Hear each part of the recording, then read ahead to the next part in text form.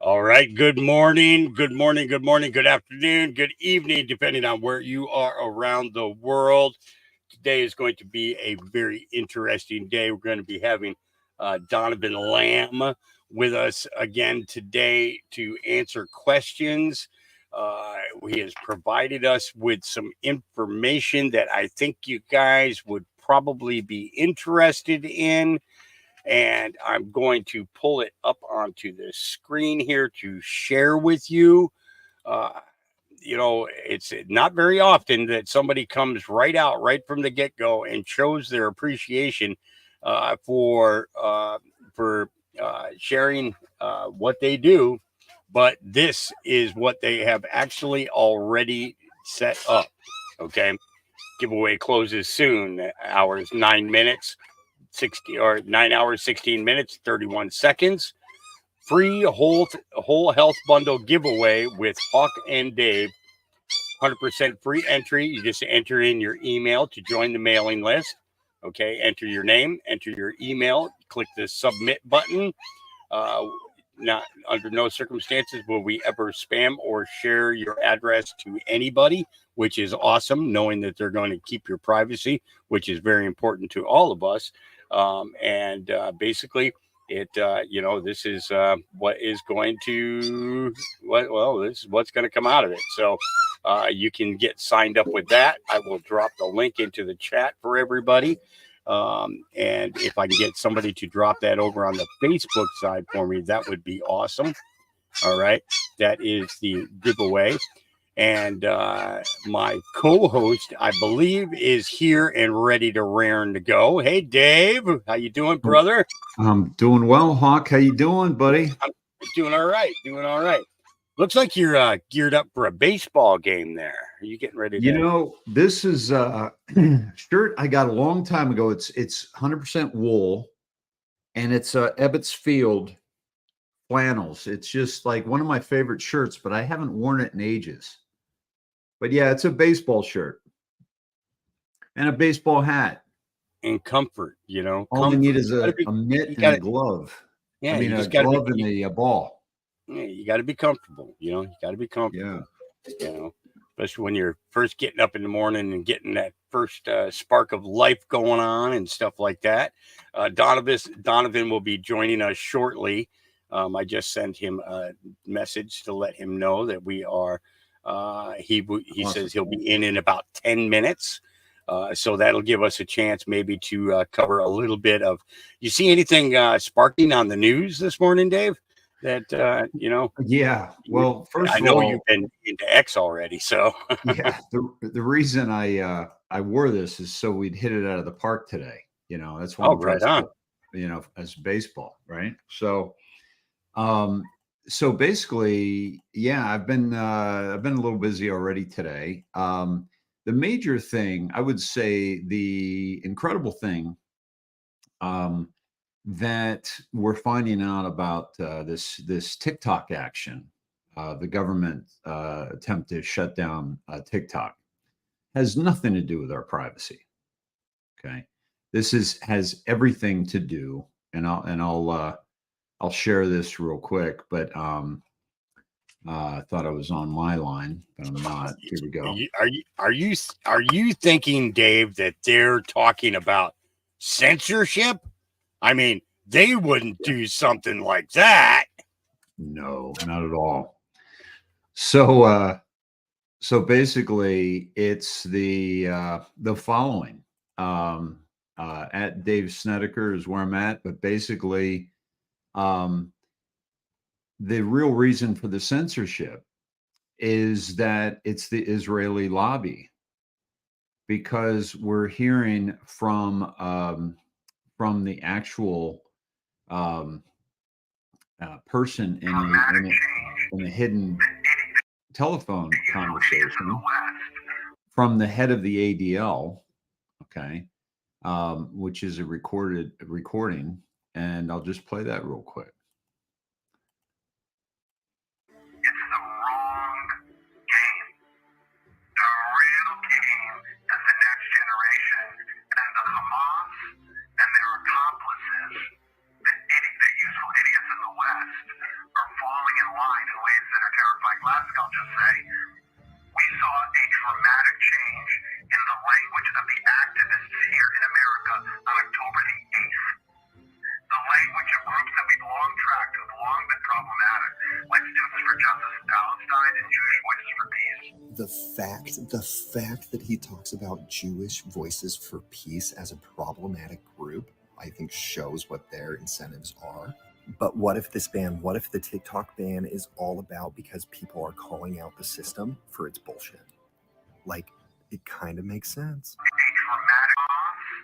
I didn't go back far enough in this conversation, but he actually mentions TikTok. This is the head of the ADL. Now, the ADL, just to clarify with everybody, is the American Defamation League, correct? Anti-Defamation League. Anti-Defamation League. Okay. Yeah. So they're already assuming defamation against the Jews. So they're already putting in that place that everyone's defaming the Jews. And so then they're bringing up the Anti-Defamation League. And this is Jonathan Greenblatt, who is the head of it, CEO. And for some reason, my video just stopped playing. I don't have that much open either. And I was having the same problems yesterday. Is that right? On X, yeah. or just in general? In general, it was no, in X, just X. X was the only one that I had the problem with. So okay, here we go. So the issue is not right left. He's saying it's young and old. Here we go. And they've conducted polls, and that's where they're getting all this information. Let me make it smaller and see if that quickens the pace a bit. Of course, this is from TikTok into X. And TikTok is literally, well, basically, he mentions TikTok. We don't have to play it. He said that the fight is against young and old, because the young are grown up in a TikTok generation, and people are actively exposing the agenda the Zionist, the Khazarian Mafia, the Jewish agenda of the Israel and the cabal and U.S. Congressmen that have been funded to the tunes of millions and millions and millions and millions of dollars from the ADL, from the Anti-Defamation League. And you would think the ADL would be defamation against anybody, like us being censored, right? Like they'd be looking out for us because we've been defamed off platforms, and been told, don't listen to this guy because he's giving you medical misinformation. That's defamation. But they're not going to fight for us. They're just fighting for the Jewish Israel lobby. And then I follow up from previous posts. Okay, for big tech jerk offs to allow this, but not allow criticism of Israel. And so here Congress is banning TikTok, but hasn't banned Facebook or Meta or Instagram for steering children to explicit content, even when no interest was expressed. Zuckerberg's Meta allowed parents to exploit their children by having pedophiles to pay to see the children in bikinis and other skimpy outfits. Meta safety staff warned this was happening, and the company pressed without taking proper action. Staff at Meta Safety last year warned the company that a subscription tool for parent-managed minor accounts was allowing parents to exploit their minor children for payment from pedophiles. Content that was sold from these accounts, managed by many children's own parents, had young girls dressed in bikinis and leotards. The content was sold to an overwhelmingly male audience that had a sexual interest in the children presented when they communicated with the accounts. Why is there not a uniparty push to ban Meta, Facebook, or Instagram? Because they're all involved, Dave. That's yes. They're all involved, and that's the reason that they won't make a push like that, because then you're taking content away from them, away from them themselves, and that's just 100% ridiculous. It's, if anything, I would think that working to save the children would be the first goal. Everything else would be secondary to that. But they're more concerned about the reputation of Israel than they are about, children of every race, And the by the way, this is Shadow of Ezra on X, folks. If you're not following Shadow of Ezra, please do so. It's a great follow. He puts a lot of great content there. Yeah, and so it looks like we got Donavan in the house. Let's not. Go ahead, bring him on in. Bring him on in. How's it going? I'm going to swap spots with him and put him up in the top, because it's going to be easier for me to go ahead and drop my camera and keep this stream nice and smooth. And that way a banner going across my face isn't going to bother me. And we're going to go ahead and throw that up there right now for everybody. And Donovan, I kind of let people know about the giveaway. You can Perfect. Fill them in. I'll let you fill them in. We'll go ahead and start with that. Sure. Well, first of all, nice to meet you, Donovan. Dave Snedeker it's nice here. to meet you too. Yep. Pleasure. Yeah. And I want to thank you for the package you sent me. Of course. It was my birthday Monday, and so I got your package last Thursday. So let me just say that your amazing beef made for a much better birthday. So I really appreciate that. Being able to share. Happy birthday. Share it as well. Thank you. Hopefully you enjoyed it. Oh, it's fantastic. Yeah. Actually, I had some this morning. Some leftover this morning. Heck yeah. Yeah. Good stuff. Yeah. Well, anyway, we'd like to give away one of our whole health bundles to one of your guys' followers, just to help give back, because being on here, it helped us sell quite a bit of beef and supporting our family farm and everything. So we just like to, give back to a lot of your awesome followers that have been, following along with our farm's journey and supporting us. So this link right here, if you just go to this link, I don't know how to post that. I'll take Okay. care of that. I'll take care of that. Yeah. Yep. So all you do is you go to this link and fill out your name and your email address, and you're automatically entered to win one of our whole health bundles. So that's 5 pounds of our premium steaks, 5 pounds of roasts, a variety of roasts, and then 5 pounds of our ground beef. And we'll ship it anywhere in the country, anywhere in the United States for free. So everything's completely free. No reason not to enter. And putting your email in there, it'll sign you up for our newsletter. So you'll get a few emails from us just talking about the beef industry and stuff like that. And some good information there, and it'll give you some inside information, and then it gives you updates on our ranch and when we're doing special promotions and stuff. So go enter there and for a chance to win yourself some free beef. So I see that you have had a very, very large number of calves being born. Yes, we have. I have a few videos of them actually. Let me just pull them up real fast. Great. Just today. We had 4 last night, I think. One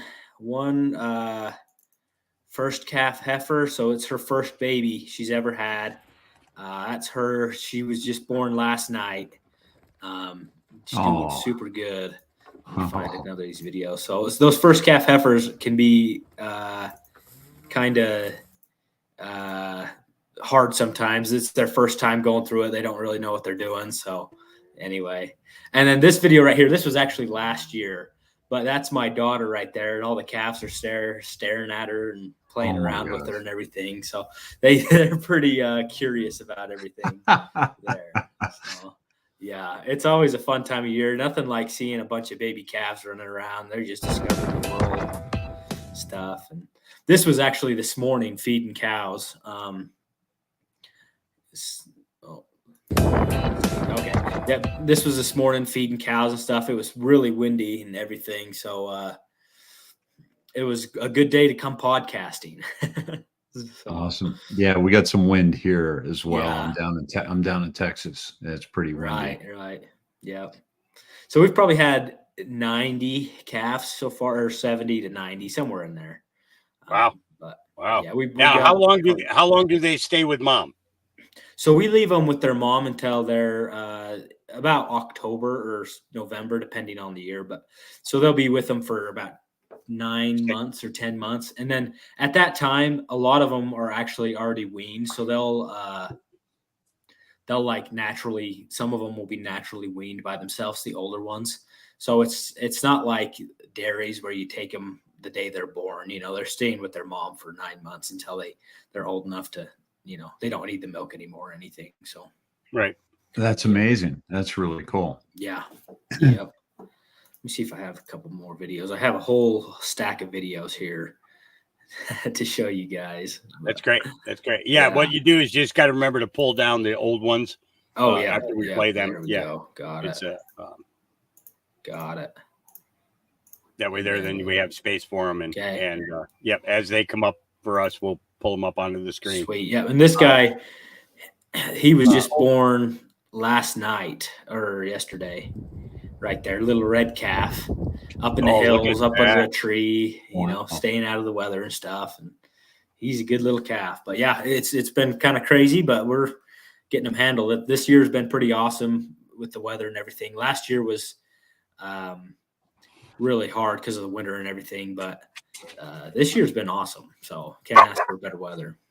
You're in Vernal, Utah, yeah? Right. Yep. The ranch is in La Pointe, Utah, which is a little farm town just outside of Vernal. So that's about 20 minutes, 30 minutes outside of Vernal. So now you're in the northeast section of Utah? Right. Yep. Right there where Colorado and Wyoming meet, right there in the corner. So we're real close to Wyoming and Colorado. The Green River Valley. Yep. I've spent some time in Vernal. I was in the tar sand space for a minute. Okay.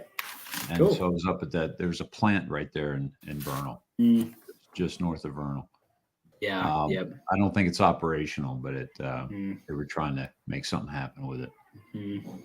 But it's a beautiful place. I mean, Can't ask for a better place to live, honestly. So it's a little dry. We could use a little more rain every now and again, but other than that, it's pretty awesome. So Yeah. So in terms of your you know, being a rancher, so you grew up on the farm? yep. I didn't like grow up actually living on the farm. My grandpa lives on the farm.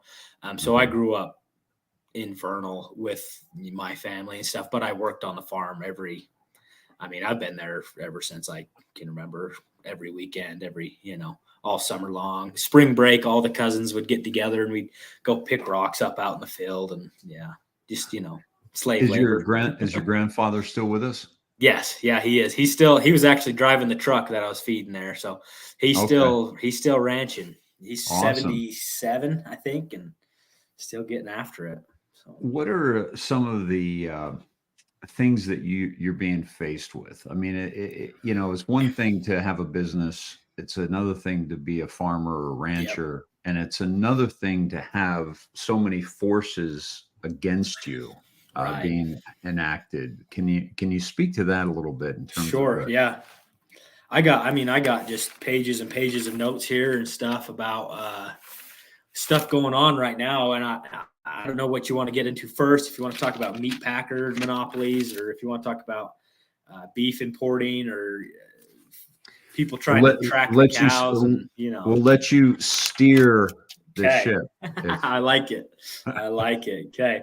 Well, so one of the main things that is kind of hard for the small ranchers and farmers right now is that there is a monopoly with the meat packer. So every beef has to get processed in order to come to a grocery store, in order to get to the consumer. And 4 companies control 85% of all the slaughter in this country. So that's companies. Wow. Yeah, 4 companies. They're Tyson Foods, National Beef Packing, Cargill, and JBS. And 2 of those companies actually are Brazilian owned. They're not actually American companies. And between them, they all own 85% of all the slaughter in this country. So what they say in this industry kind of goes, you can't fight that big of a majority because they are artificially driving prices down, and it's pricing out the small farmers, and they're making record profits left and right. So let me just look at this. During the pandemic, they were recording record profits of $1,200 to $2,000 a head. So every steer that they process, or cow, they don't usually do steers, but they're recording $1,200 to $2,000 a head on them. Meanwhile, the ranchers are just breaking even, just lucky to, get their money back that they've put into these cows. What's a normal price for that? I'm not sure what they usually make, but when we sell our calves in the fall, we're lucky to get $1,000 to $1,200. But this fall we were doing pretty good, and the prices are actually at an all-time high. We sold them for $1,600 or $1,700 so a head. And based on is the amount of cows that you sell based on how much you actually get orders for processing, like, because you obviously make more money if you don't just sell the cow directly, right? Okay. Right. So we have to, as our direct consumer stuff is just kind of starting up. So where we sell to direct to consumer, we're starting up doing that. So, but before, we would just, everything we had, we'd sell to a feedlot, and they would take them and feed them, and then they sell them to the slaughterhouses. So there's 3 different, people: the people who raise the calves, the people who feed them after they've been weaned from their moms, and then the people who slaughter them. And the monopoly is the people who slaughter them there. So anyway, yeah, that's kind of how it goes. We don't really deal directly with them, but what they say kind of trickles down through everybody,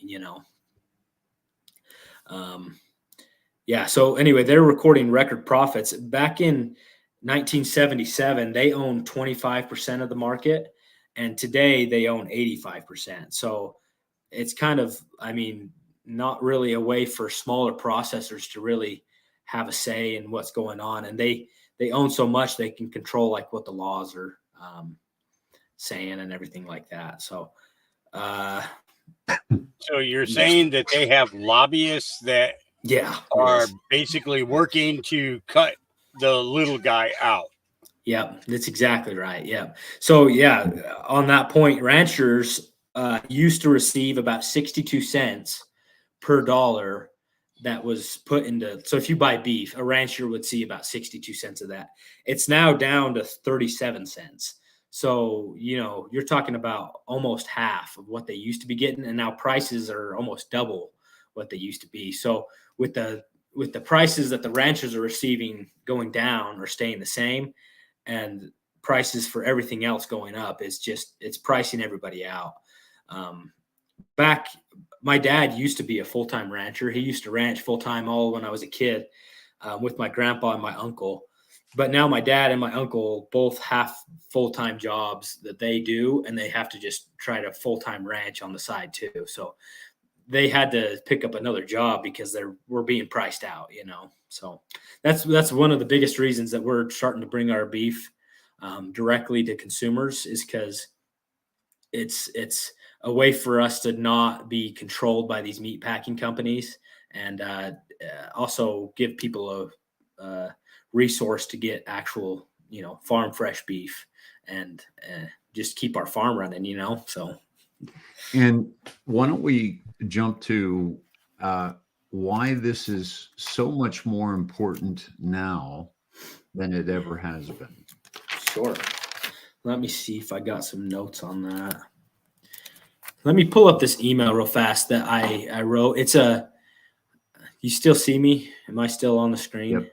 Okay. I'm kind of new to this. So, And if you bring that up too, we'll just jump to the side and we'll see whatever you're bringing up. So we'll still Okay. see you. okay. Let me get into here real fast. One reason this is more important than ever is because you're seeing stuff that these meat packers are doing. It's causing their practices aren't very ethical, is what I should say. Let me see if I can get this email up. I don't know if you've ever heard about pink slime, what they Yeah. do there. How they But put that yeah. in the fast food hamburgers. Yes, and they're starting to bring it to grocery stores too. And they're Somebody said yeah. they bought Elaine said Cargill is how you spell it, Cargill. It's totally disgusting. I bought a tube of hamburger to make dog food, went into garbage, won't feed to my baby. You know, I don't blame you. That this pink slime that they put in there actually used to be only used for dog food. They would only use it for dog food, and it wasn't approved for human consumption, and it's still outlawed in Canada and the EU. You can't eat it. Like they can't put it in their food there, but here it's totally legal. They changed the laws so that they can put it in your food. So what this is these packing companies will take the stuff that they couldn't really make anything out of, and they like the connective tissues and stuff like that, and then they'll take that and mix it together and wash it in what's the chemical called? Ammonia. Yep, ammonia. And then they wash it in that to kill all the pathogens on there. And then they put it in your beef because they don't have time to dry age their beef because they are cutting the corners everywhere. So dry aging, sorry, I'm getting ahead of myself here. Dry aging is usually what you do. You just let it hang for 14 to 21 days and it kills all the pathogens naturally. But since they don't have the time to do that and they're just trying to pump out as much beef as possible, they pump this, they take all the connective tissues and they put this ammonia on it, which kills all the pathogens, and then they mix it in with your beef. So what you're getting is chemically washed, like the stuff that they don't want to sell. So that's what you're getting. And that stuff kills pathogens. It'll kill everything in your gut. Like that's why there's weird smells to it and weird tastes, and like it causes gut problems sometimes, is because you're getting these nasty chemicals on that beef. And there's also other additives that they put in, like fillers that they just use to cheapen the beef and just make it so they can produce more for less, so they make more money. That makes sense. Yeah. Yeah. And two of these big companies, they're not even American owned. They're Brazilian owned, which I don't know why we're letting Brazilian companies have such a monopoly on our food system. That doesn't seem very smart to me. But and so I've just read something the other day that China's getting into it too. They're buying a bunch of Smithfield, I think it was, stuff. Yeah, trying down to, out in Tennessee. Yeah, you sent me that link. Yeah, yeah. They bought them out in Tennessee. Yeah. Yeah. So these foreign countries, right? Yeah, they're buying farmland everywhere. Yeah, yeah, and that's another thing is the farmland is. I'm sure you live in Texas, so you know all about these Texas fires, right? The fires in Texas, yeah. So I mean that, yeah, that farmland is just gone, and devastated. So sad. There's 1.5 million acres burned so far. I saw that there's 7,000 dead cows, and even though more of them survive, they're going to have to put down 3 times that number because it burned their udders off or it burned their feet so bad they can't walk, and just devastating that they lost all their farms down there. So we're actually working right now. We had such a mild winter. We're gonna donate a couple loads of hay to send down there. We're just working on trying to find some trucks to take it down. So trying to find some ranchers down there that need some hay, and we're gonna donate it. But that's finding amazing. trucks is a little hard. So yeah. Well, the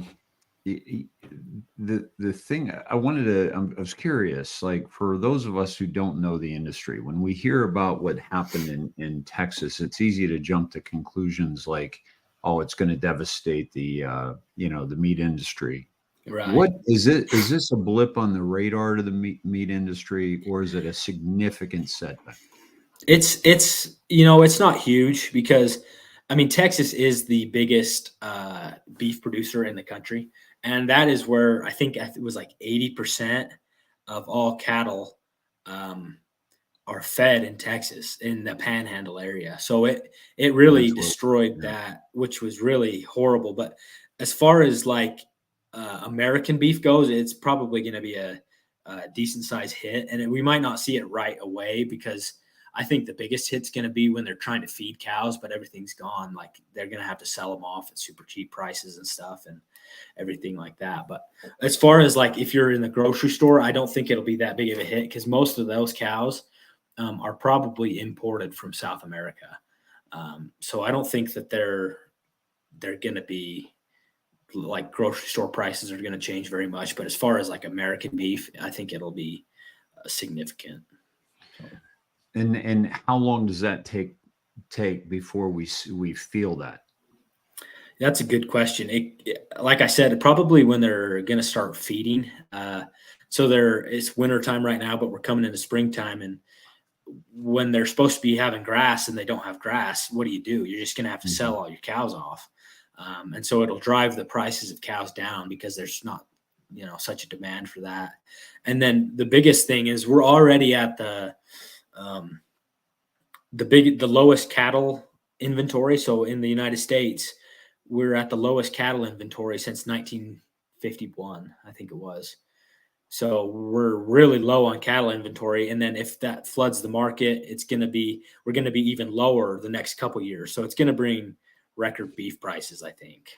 So, but it's, 7,000 cows out of, I can't remember how many there are in America, but that's not a huge deal. But I think that losing that farmland is a really major deal. So yeah, tragic. Yeah, it's super, super sad to have your farm just go up in flames. And, I see them just picking up dead cows and super sad. Aside from the, the slime that you see, which is, sounds very extreme, but it's actually quite commonplace, right? what are some of the other things that are happening in the industry that makes, going with a company like yourself that much more important? Family owned, grass Sure. fed, grass finished, the whole bit. Sure. So the one of the biggest reasons to go direct to a farmer, like our family or like your local farmer, is because you actually can know the people and you can know what you're getting, right? So like you know that these companies aren't putting pink slime in your food. There's also you know that what you're getting is actually grass fed and not just um, fed on grass for the last 30 days. So the labeling laws in this country are actually really not, you can't trust any label that you see in the grocery store. So as of now, anything that's labeled as a product of the USA just has to be changed somehow in the USA. So it could be, beef from Brazil that was raised in Brazil, born in Brazil, and processed in Brazil, and then shipped up here super cheap. And then all they do is repackage it and they legally can sell it as a product of the USA. And I just actually saw March 6th, they decided to, they proposed a new ruling to change that, which is good. I mean, that's good for ranchers, but we'll see where that goes. But they proposed to change the ruling to, if you're going to label it like that, it has to be born, raised, and processed in the USA, which will help American ranchers. But at the same time, there's other labeling laws. Like if you see something in the grocery store that says grass fed, legally, all they have to do is feed it grass for the last 30 days of its life. So it could be eating chicken nuggets, for its whole life. And then the last 30 days they feed it grass and they can legally label it grass fed. And the so chicken in terms laws of are crazy. Sorry. So if you put on grass finished, grass Yeah. fed and grass finished, does it have to Right. be through the life of the cow? Yeah, well, so I don't know. I'm not sure with that, but I would assume because grass finished means they were finished on grass instead of grain, so they put the last little bit of weight on them from grass instead of grain. So I'm not exactly sure the laws there. I would assume that they would have to be that way, but you never know. Um, I know that so a yeah, lot of the farms feed them corn right at the yeah. end because they then it fattens them up a bit. Yep. Yep. So that's another thing that it's not, I mean, it's not bad, but it's also not like you don't know what you're getting. So we feed just pure grass all the time, so everything that our cows eat is natural forage. But most of the time in these feedlots, they take them and they're just trying to put weight on them as fast as possible so that they, uh, because the longer they have them, the more money it costs. So the faster that they can put the weight on them, the faster that they can make money. So they feed them corn, but corn and I don't know, grains. I guess I couldn't tell you exactly what it is, but they buy the cheapest stuff that they can.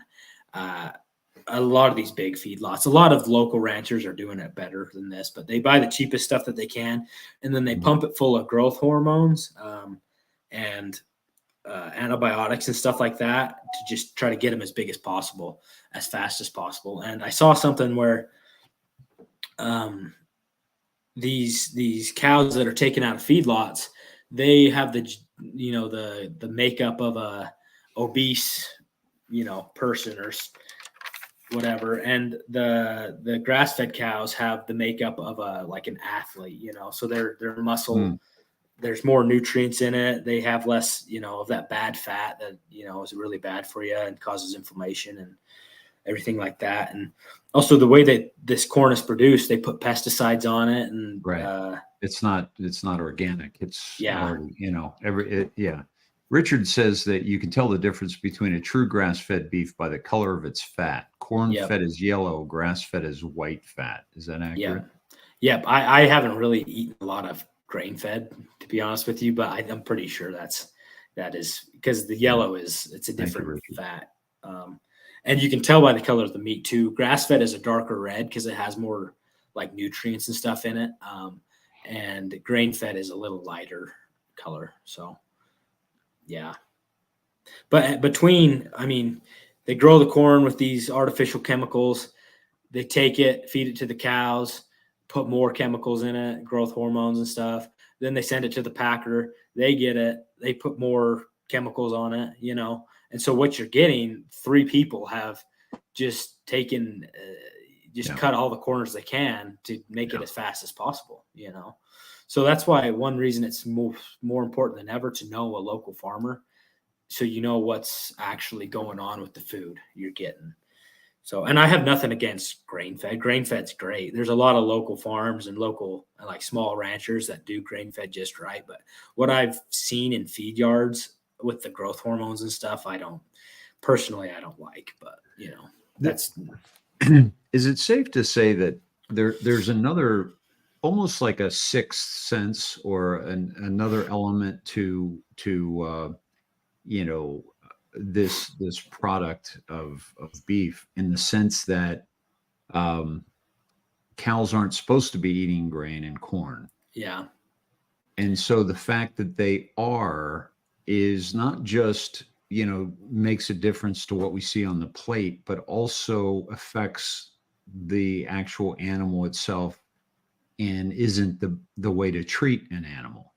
For sure. Because, right. Yeah, so they're not really meant to be eating corn and stuff, and they're kept in these small little pens where they don't really have a ton of area to move, and they're just in their own, you know, feces and everything, which I think they do a decent job cleaning it up, but they don't move at all. They have real problems with sick cows.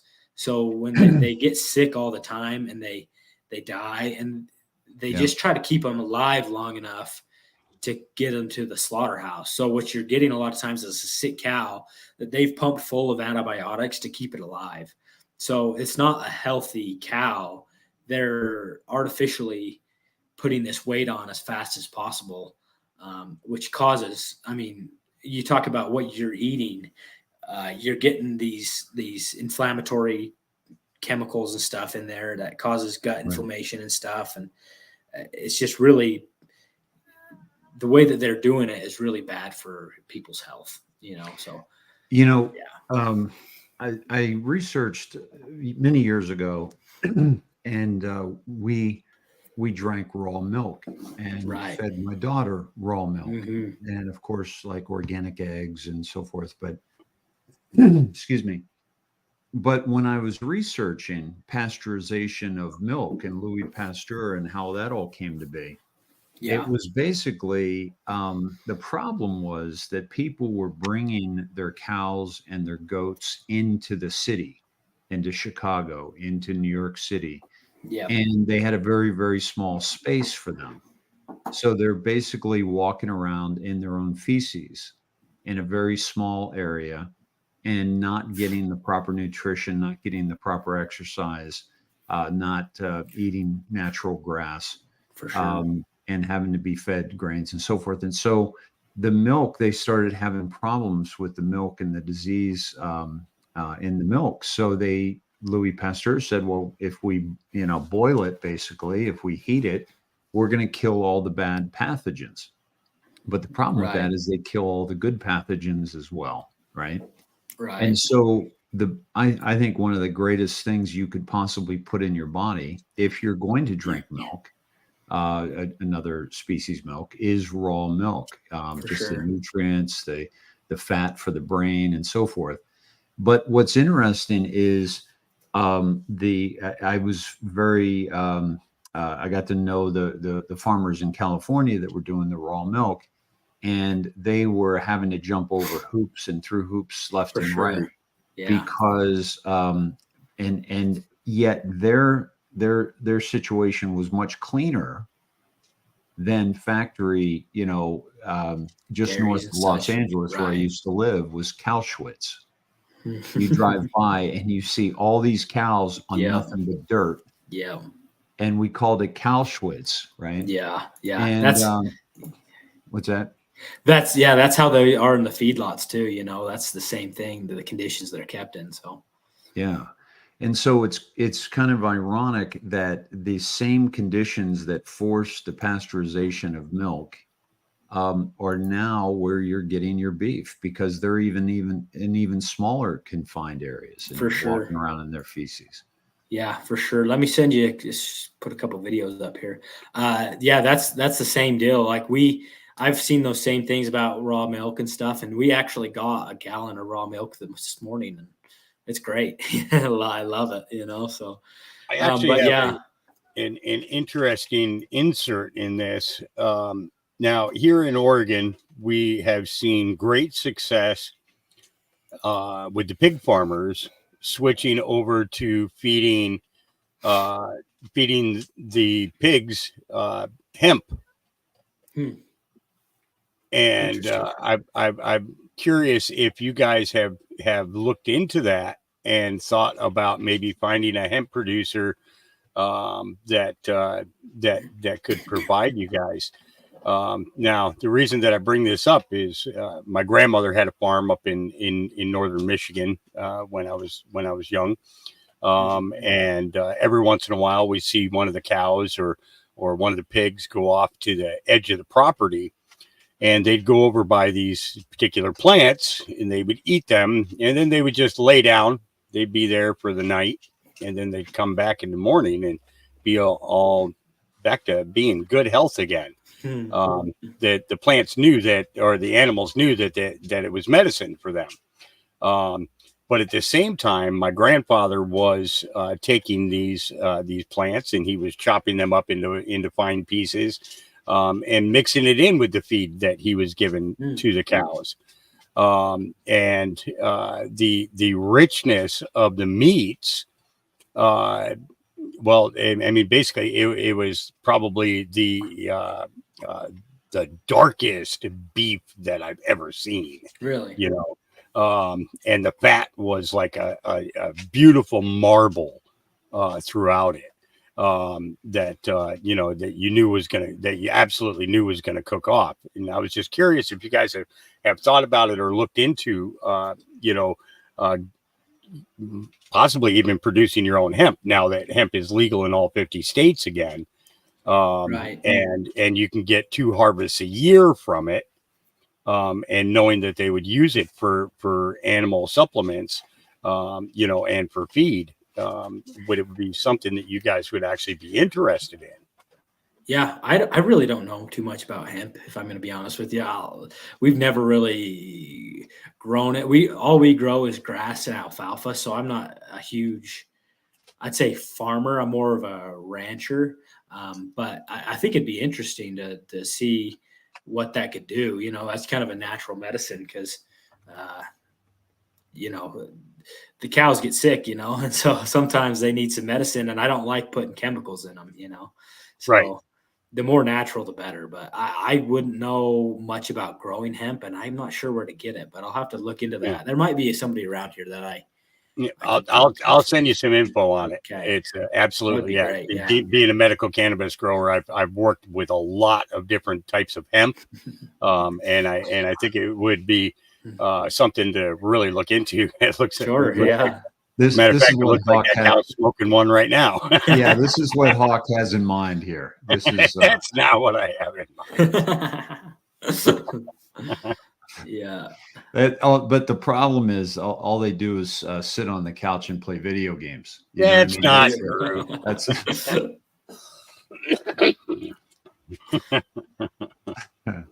You're bad, Dave.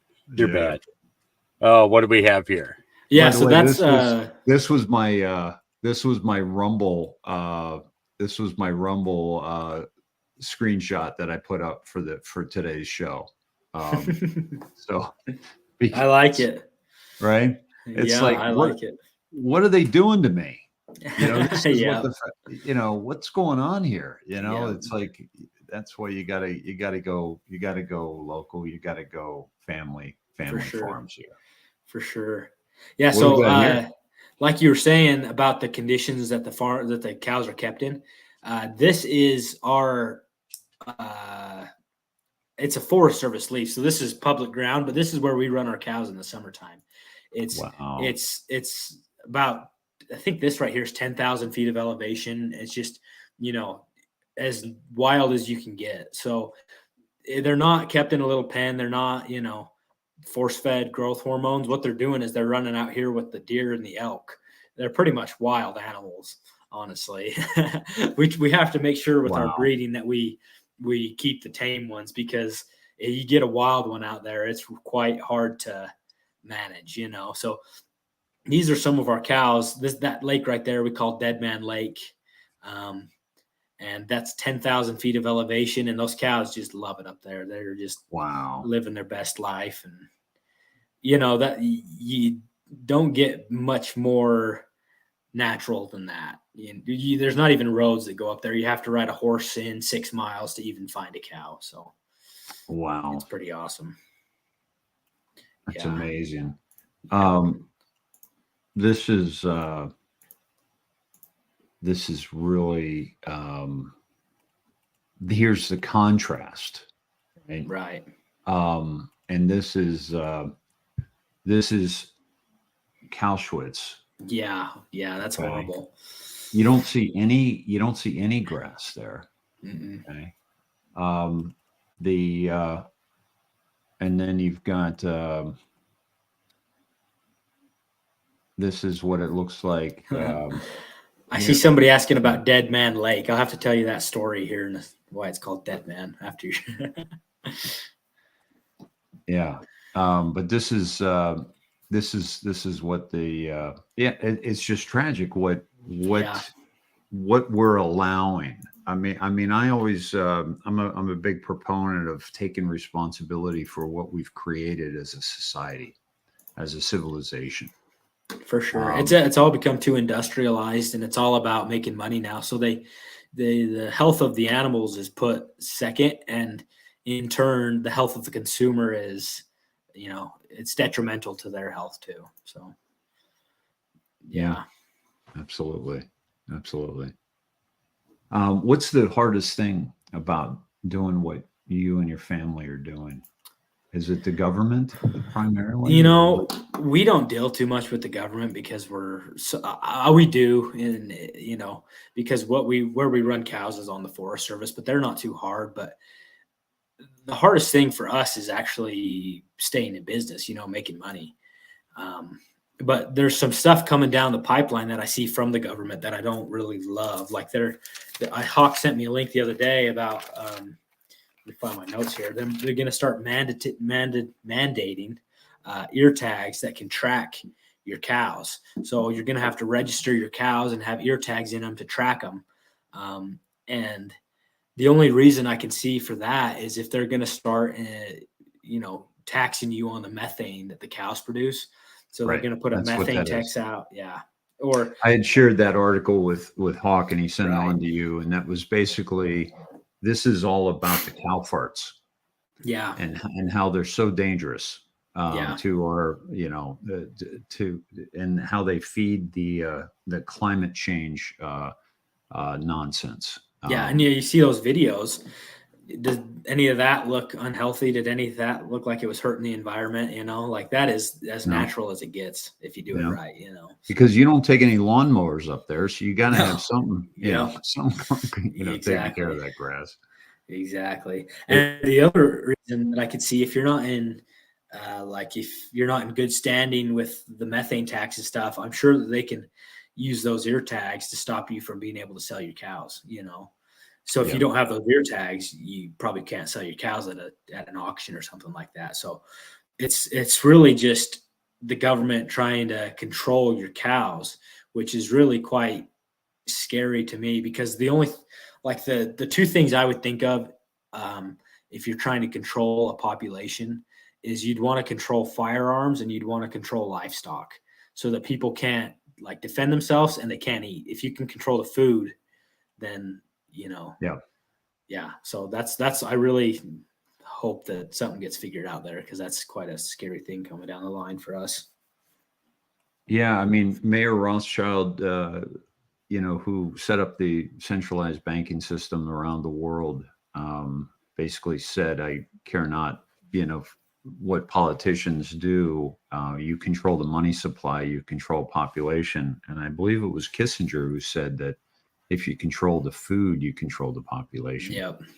And these are all people, like when people talk about population control, and how we're overpopulated. Just we know that that's not true. Yep. Is it overpopulated in some cities? Absolutely. Is it overpopulated in certain regions? Absolutely. However, we've got more land than we can. It's just ridiculous. I mean, we probably have somewhere in the ballpark of 10 square miles per human being on the earth, in inhabitable land. Right. But just like the fossil fuel lie, that all the oil comes from dinosaurs, and so they made up that lie to create scarcity. Right. And what they're doing in the food industry is they can't handle 8 billion people with the system that they've set up, because it's not sustainable. However, if you've got a handful of farmers per state that are supplying all the food to that state or close by, that's with the land like you're talking about. I mean, that's the way to go. That's the future. But they're trying to keep us from that future. Yeah, I mean, we're all about sustainability here, and making sure that we take care of our land so that we can keep using it. Because if we destroy the land, we don't have anywhere to raise cows. So, and this out here is major oil field, and there's so much land everywhere. It's all worthless. There's no water on it, but there's plenty of land. So, yeah. Oh yeah, I mean, I've made that drive from Salt Lake to Vernal. You could fit the entire population of the whole world in that space. Yeah, and it's people pretty still desolate. have elbow room. Yeah, no kidding. It's pretty. Did you have anything else in your notes that you wanted to share? And also just to that you're doing a giveaway for our audience right now. And so for those that watch live, are we going to do it, Hawk, just live, or also the folks that watch it recorded? Is it going to be a couple day, what's the thing on that? In other words, we're probably got about, I don't know, 800 to 1,000 watching now. And our giveaways, we usually run for 3 to 5 days. Just to give people a chance to get in, but it's up to you guys. However you want to run it, I'm happy to set it up. So. Okay. Sure thing. Just let me know. I think you got a countdown on this particular one already. Yeah, that's every time you click into it, that countdown will restart. So it's a urgency ploy, a marketing strategy. So it's not an actual countdown. It's just to try to add some urgency if people click in and they don't know if they really want to enter it. It helps, like, oh, you only got 10 hours. And so, that's not a real countdown. So, yeah. Okay. So you don't have to worry about, okay. Yeah, I see it. Just, you went to 10 hours. Okay. Yeah. It's just, it's a little marketing strategy. So, yeah. And to do it, to have the drawing done live would be awesome. That'd be great. That'd be a nice celebratory. Let's see, today is Thursday. Maybe if we gave them until Monday to get signed up, and then we could do the giveaway live. Yeah, we can do the giveaway live on Monday. Cool. What's your schedule like on Monday, Donovan? I am pretty free after about 5 p.m. Mountain Time. So that's 4 p.m. Texas time and 6 p.m. Pacific time, or am I backwards there? No, backwards. Okay. So if you're what time? 6 p.m. Texas time, 4 p.m. Pacific time. So I'm pretty free after that. A little earlier, we got some projects we're working on, so I might not be able to swing by, but if we could do it then, that would be great. If not, I can just send you guys the name of the winner. You could announce it or whatever you'd like. So Okay. Yeah. So guys, so the giveaway is going to be up until Monday. We'll keep posting it with each podcast that we do to inform everybody. And at the same time, as you can see here on the screen, there's the link to the ranch.com. If you decide you just want to go ahead and place an order, you can put in that discount code there for Hawk, and we'll get one made up for Dave eventually here. Yep. For his podcasts. This is it's a great way to get started. I see it went right to 10 hours there at the top there, Dave. Yeah. That's cool. Yeah. So, and the giveaway is could you tell us about the health bundle Sure. giveaway? Yeah. So our whole health bundle, that's our 5 pounds of our steak. So we try to throw in like a ribeye and then give you something a little more variety, like a sirloin or a tenderloin or something like that in there. And then we do 5 pounds of roast, like a chuck roast and a rump roast. They're usually about 2.5 pounds a piece, and then 5 pounds of our ground beef. And our ground beef is mixed 90-10. So it's 90% beef and 10% fat. So that's about as nutrient dense as you can get. And it's a little lean, like the mixture's a little lean, but I've never any more fat than that is like, it is juicy beef is what I'm trying to say. So any more than that and you get a little too juicy. So it's just it's great. Yeah. That's awesome. Yeah. I love 90-10. Yeah. That's why I try to keep myself 90-10 as well. I wouldn't say I'm as successful, but it's a good attempt. Yep. Yep. And I've been dropping the link for the giveaway over on all the chats. Right. Awesome. We've got so we've got it on Rumble, we've got it on Twitter or X, whichever you want to call it, on both channels there, and then we got it on Facebook as well. It's showing up on Rumble too. Yeah. And I actually put it in the comments of the Rumble as well. Yeah. I wrote a comment there and dropped it into that just for people who come in later, that are, that watch the replay later. They can find it very easily. Plus it's in the description of the video. The description of the video, it may not come up as a link, so you'll have to copy and paste it. So that's why I'm trying to get it dropped into all the chats. To make it a little bit easier for people to find it. And folks, you look at it like this, that's a couple $100 worth of beef. That's a couple $100 you get to keep in your house, instead. So, what can it hurt to sign up and, take a chance in winning, that's our best selling bundle.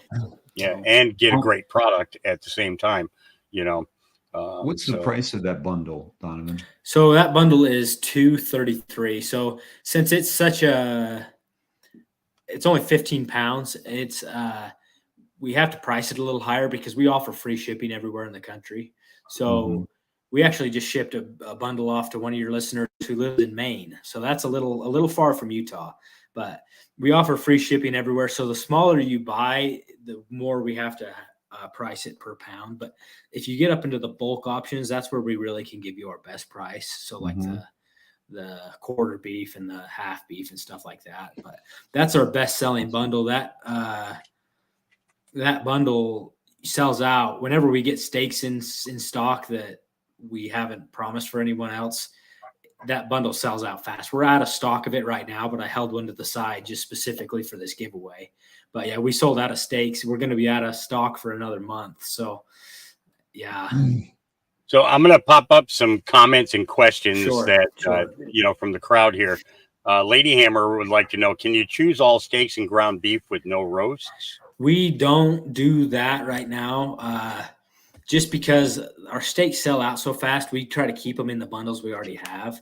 So we usually end up having more roasts than steaks. So we we sell them with the steaks and the roasts, and then we do a bundle with just roast and ground beef. But since our steaks go so fast, we keep them in the bundles that are already there instead of going, just all steaks and ground beef. So, yeah.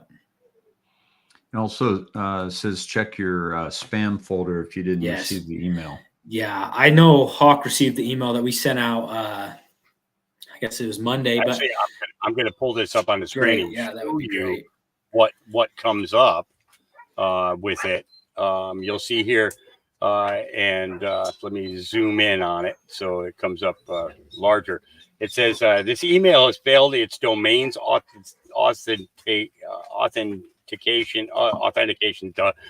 requirements. It may be spoofed or improperly forwarded. So if you guys see this, don't freak out. Just open the email. Yeah. It's just it's a thing where the email companies are trying to find a way to decipher whether it's spam or if it's a legit email. Sure. So and as you gain a reputation of responding and everything like that, those go away. It went away for a few of the emails that were coming from you guys. That's good. Yeah. And then all of a sudden it just came back, and noticed it last night in the email I opened last night. So they changed the policy so that you have to do your domain differently. And so what it does is it's starting to not send our emails out to our people on our email list. So we're having problems reaching the people who sign up for the emails. So if you get our emails, just respond to them, tell us how your day's going, just whatever you can, because we just love to hear from you, and it helps our domain be verified so that we can actually reach the people who signed up to receive emails. Maggie asked which one I ordered. This is the one that you sent me. This is the whole one. Health. Yep. That is the one. The other thing I wanted to ask is it easy enough for you, for example, and does this make sense, that if somebody orders from you between now and Monday, that they get an additional entry? Sure. I think that would be good. Maybe that would be great. Whenever you order, I get your email and everything. So if you want to order, I don't know, should we do an extra entry or 3 extra, or what do you think? I think it should be significant, maybe 2 or 3 extra. Yeah. So if you sign up and then you respond to our email, we give you 2 extra entries. So that's 3. So if you want to, if you buy a bundle between now and then, we only have, I think we only have 3 bundles with roasts left in stock, and then like 5 ground beef bundles left in stock because we're almost sold out. But if you buy a bundle between now and then, we'll give you, let's say, 3 extra. Does that sound good? Great. And does that sound to you, Hawk? Sure. Yeah, that's amazing. That's to me, that's absolutely amazing. Because it'll gives them more incentive to order between now and Monday too, even if it's on back order. Like, do you guys do that, or?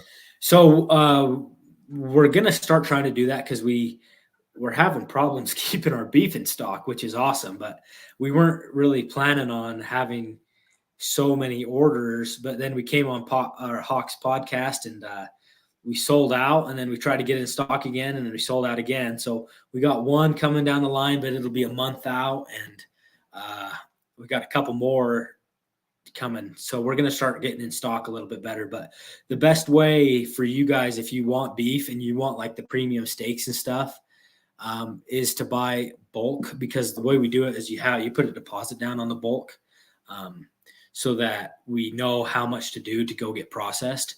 And then when we go process it, we send it directly from our local processor to you. So that's the best way to do it. Like, just reserve your portion of the beef, and then we'll send it right to you once it's done. So cool. It's kind of we like, have problems keeping them in stock, So it's the beef bank is what you got going there, right? Yeah. All right. And so how about people from Canada? Can you deliver outside the US? We don't deliver outside the U.S. because of the, the importing and exporting laws don't really, they're not very easy. So we don't do Canada, but I have somebody who is a local farmer up in Alberta, and he sells grass-fed bison. So if anybody wants a link to the grass-fed bison local farm, I can give you his link. And I've had quite a few people from Canada asking about buying, and I just feel bad we're never able to get them any beef. So yeah. So and Hawk, is there an email that we could drop for people that have any questions or like that particular type of situation where you could give them Yep, absolutely. I can do that right now. Give me 1 second here. I'm copy and paste, and let's go ahead and drop this in here. And this is for any questions that you have. There's actually a question there on the screen for you, Donavan. Right. Chessboard was asking, do you have trouble with predators? We're kind of in the summer. We run cows in like the wilderness. There's no people around. There's no roads. So there are a lot of bears around, and we've never been able to really prove that they kill calves or anything, but we lose about 10 calves a year up on the mountain. And coyotes, there's a lot of them up there, but they don't really bother the cows. The cows are too big and mean for them. But just recently, just across the border there in Colorado, they released wolves. And we've seen wolves up there before. I saw one this year, actually. So there's wolves up there, and they just released a whole bunch more for us. So there's quite a few predators up there. And we're running 200 cows on 20,000 acres. So it's really quite hard to, babysit those cows. So they pretty much are out there in the wild, and they're on their own a lot of the times. But we always make sure when we're up there, we're packing guns and stuff so that for our own protection and the protection of our cows and stuff. But there's going to be a lot more wolves around there, and it's going to be an interesting year. So interesting. Yeah. Sorry about that. What do you carry when you go up there? I got a 45 Colt, an old cowboy gun, and then I carry a 94 Winchester, a lever action 30-30 on my horse. So nice. Just the cowboy setup. Yeah. Lever action, man. That's old school. It's dependable. That's the biggest thing. Winchester was known for accuracy, and how easy it was to keep it clean. Right. And that's one of the biggest things is how clean your weapon is how accurate you're going to shoot. And a lot of people don't think about that, but when you're up in the up in the hills, it's a little bit more difficult to clean your weapon completely, because you're exposed to the elements and everything else. But for the most part, right. Winchester has proven to be, one of the best protectors of cattle for a couple hundred years. Yeah. There's a reason they use them. That poor gun gets just abused while we're out cowboying and roping calves and stuff. It just, it gets abused a little bit, but it's a good gun. So, so for a rancher, what is the best depiction, a Hollywood depiction of what it's really like to, movie or TV show? Or a lot of our time is actually spent doing hay and cutting hay and stuff. We sell a whole bunch of hay, but we make videos about moving cows and stuff up there, and just kind of fun little videos to show you how our ranches run and stuff. And so it's not all as Hollywood as you think. There's a lot of work involved, but we try to give people an inside look at what it's actually like by making those videos and stuff on our YouTube channel. So it's fun. It's a fun little. Can you share your YouTube channel? So sure, it's just Lightning Springs Ranch on YouTube. So, and we make videos of us pushing cows and going on cattle drives and checking on them up there and stuff, and getting bucked off horses and, you know, stuff like that. So it's quite fun. Awesome. Let me just check. There we go. I'm just I got pulling it up here. You I got it. Yep, Okay. I already got it. So Awesome, yep, you can thank click you. here and see all the different videos that they put up. And I'll Yeah. drop it over on the Facebook and the X side as well. Awesome. Thank you. I was just going to Yep. show the header there. Yep. There it is. Yep. Very Yep. cool. Just a bunch of what we do at the ranch and everything like that. And those are just short little videos about the day to day. And then down below, those are full length videos about our, you know, our operation and stuff like that. So yeah. That's awesome. Yeah. Okay. That's my little brother playing with a blow snake we found in a hay bale. So yeah. This is great stuff, man. Yeah, it's That's pretty awesome. good. Well, what else we got? Is that about do it for the interview, gentlemen? Anything else you want to add? Mama Adobe was asking if meat says grass fed and finished, does that mean they're fed grass continuously or just finished out the last 30 days? Grass finished. As far as the grocery store goes, I know that if it says grass fed, it means just the last 30 days. But when you're talking to somebody else about if it's grass fed and grass finished, that means it's been fed grass its whole life. So like ours is grass fed and grass finished. It's never eaten anything that's not the hay that we put up at a ranch or natural forage that it found on its own up in the mountains. So hopefully that answers your questions. Have you ever got into a conversation with, vegetarian or vegan, and just addressed, Yeah. like, first of all, that you're vegetarian as well. All the meat you eat is vegetarian, but just the fact that the nutrients that come in beef that you just cannot get in a salad. Right.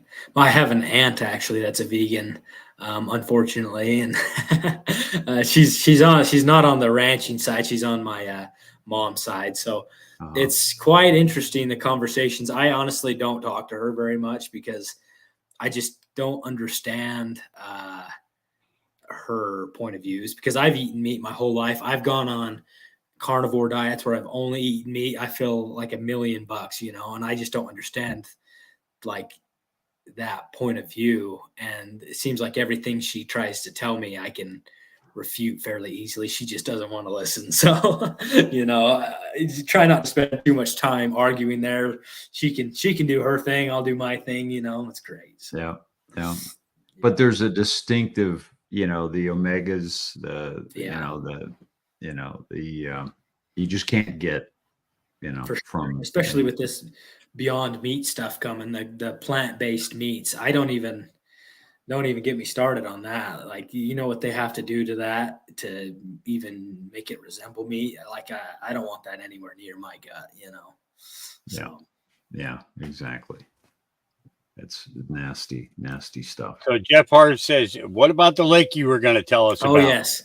Yeah, Dead Man Lake. So it's up there. Oh, it's a 10,000 feet of elevation. It gets 5 feet of snow up there, and it starts snowing in September, and it doesn't melt off until about June. But one guy back in the day, there's actually remains of his cabin up there. He decided he was going to live there during the wintertime. And there's nobody really knows why. He could have been like running from the law or something, or there's a lot of gold mines up there. A lot of people mine gold up there quite a bit. And there's a lot of old ancient Native American gold mines and stuff like that. And he could have been looking for gold, but they came back in the summertime, and they named it Dead Man after him. So yeah, kind of a fun little story. Not fun, I guess, but an interesting little story in their little cabin there by the lake. So it's kind of cool. Yeah. It's awesome. Well, that was, when you think about, the people that came up with these names, they're raw. They're just like, they're connected to, that's Dead Man Lake right there. You know what I mean? It's like, it is what it is. You Yeah. know, it's Yeah. it's life. It's reality. Yeah. That's what it was. I mean, yeah, not the smartest idea in the world to try to do that, but you know, it, I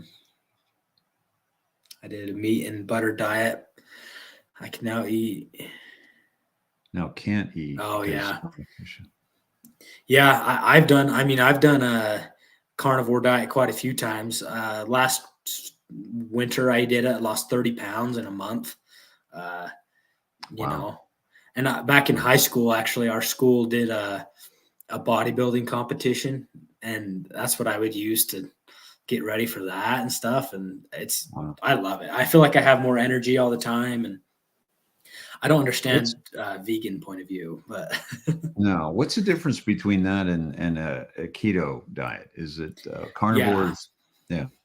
carnivore is just meat. So like Yeah. eggs, beef, chicken, you know, but keto is just low carbs. So anything with low carbs, like they make specific keto food that's not just meat, but it's lower in Right. carbs. So Yeah. it's kind of And the same thing. stay below 30 carbs a day, I think is Right. what it is. And Yeah. I did it for a while this summer. I lost I think 17 pounds Yeah. this summer. Yeah. I love it. It's hard to do, but once you get about a week into it, I feel better. I feel way better. So Here's another question from Pat Evans. does the local butcher sell good meat or not? I'm not sure. I mean, it depends on your local butcher, really, and where they're getting their beef from. Because if they're getting it from a ethical source, I bet they sell great beef. You know, and that's a great way to get it. Our local butcher, they sell beef, and so they're just right down the road, and we take our beef to them. They do a great job producing our beef. They do such a good job, and it gives them business where we're not sending our business to the food packer monopoly. You know, it gives them good business, and it helps us out a lot. So it's a really good relationship. The other thing that a lot of people miss is the using the bones for the bone broth. Right. And how absolutely tremendously beneficial that is to Yeah. You let my dog see you use those bones to make bone broth and them not get the bones. Yeah. They'd be not so happy. Yeah, Well, we go ahead. got a bunch of bone marrow from our last one. So next time we send you some beef, we'll send some bone marrow for your dogs. Dude, absolutely. I do it, and I do the bone broth quite a bit. I right now I'm dealing with a what do you call it? I'm forgetting the name of when you shoot a deer and you want to get it mounted. Taxidermist, right? Yeah. So I get deer bones from a taxidermist, and I use those. But also, Hawk, after you do that, after you make that, the bones are still great. The dogs love the bones after you do it. After you make the bone broth, there's still a lot of it's like amazing. Yeah, our dogs love. I mean, I processed a cow for ourselves by myself the other day, and my dogs were in heaven. Not the other day; it was a year ago, but they just loved it. So yeah. It was funny. I had an opportunity about 2 years ago to get full size femur, the full size femur bones, and I gave one to each of the of the dogs that I had. And even the pups were like trying to drag off these big, the big full size femurs, and it's so funny. But the thing is that, once your dog starts chewing on these bones, they stop chewing on wood. They stop chewing on the legs of your chair or your table. They stop chewing on cabinet corners and things like that. And good point. Yeah. Yep. It's and see, I'll give them to them. Now I get them cut down to about 8 inches, per in size wise. And I give them to them frozen. I won't give them to them thawed out, because that way they'll work on both ends of that femur, pulling what they can out, licking and pulling, licking and pulling. And by the time it thaws out, it's they've been chewing on it for a couple of days, Right. and it really gets to the point where by doing that, they understand that you don't need to chew on anything else. These are the only things that you need to chew on. And other than a burglar, of course, Yeah. that's free bones. Those are It's free good bones. for their teeth too. That's why they chew on stuff. So Yeah. Yep. Yeah. You see Tim Brown's comment, bone marrow is hillbilly caviar. Yeah. Yep. I got to send you a quick video right here. Speaking of dogs, yeah, this is a couple of my dogs here. We were raking hay in the tractor. They just come and hang out with me in the tractor and stuff. Oh man. Yeah, they're riding the tractor with you, right on. Yeah. What kind are they? Are they cattle Australian dogs? Shepherds? Yeah, so they move cows good. with us. I don't know if I have a video of that yet, but yeah, they're great. They're great cow dogs. So I had an they do a Aussie super Shepherd good mix job. for 17 and a half years. Really, Yeah, amazing dog. so smart. good. Yeah. Yeah. I have 4 of them, and I just love them. So, yeah, let me pull that off. But yeah, with like the bone marrow and stuff, we try to use every part of the cow. So when we get our cow from the processor, we get the bone marrow, the heart, the liver, the tongue, the oxtail, the kidney fat, and the unrendered fat. So we try to use every piece of that cow. And some of that's like the best stuff. Like you can make tallow out of the unrendered fat. You can the beef liver. I know a lot of women use them as like prenatals instead of prenatals. They'll eat beef liver. So the super high dense nutrient dense pieces of the cow that a lot of time get wasted, but we try to save them and utilize every piece of the cow. So my dad ate. Good. Right. I used to boil down the tongues and the livers for the dogs. Whenever I could get them, because that's super healthy for them. It also creates it goes through their body almost like when a human tries to detox the body. We use different things in order to detox ourselves. I'll give them the tongue and liver combination, and it detoxes the canine. And it gets rid of all the negative things in their bodies. So that's Yeah, liver's great. That's like a superfood. My dad ate liver once a week for many, many years, lived healthily until 94. Like nice. Really healthy. Yeah. And he was also, we called him Vitamin Wally. So he had this big tray. I now have the tray, and little compartments, and you pick out, and he'd take his vitamins in the middle of his meal. So the vitamins are going down with the meal, right? And I like it. Yeah. Oh man, and so sharp, like never lost his wit, never lost his mind, very sharp till the last day. He was cutting jokes the last day. Yeah, man, this is good stuff. How big's your family?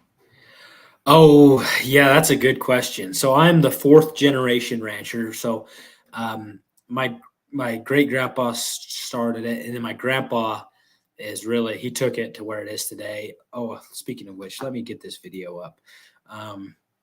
So he lives at the ranch, and he's got 7 kids.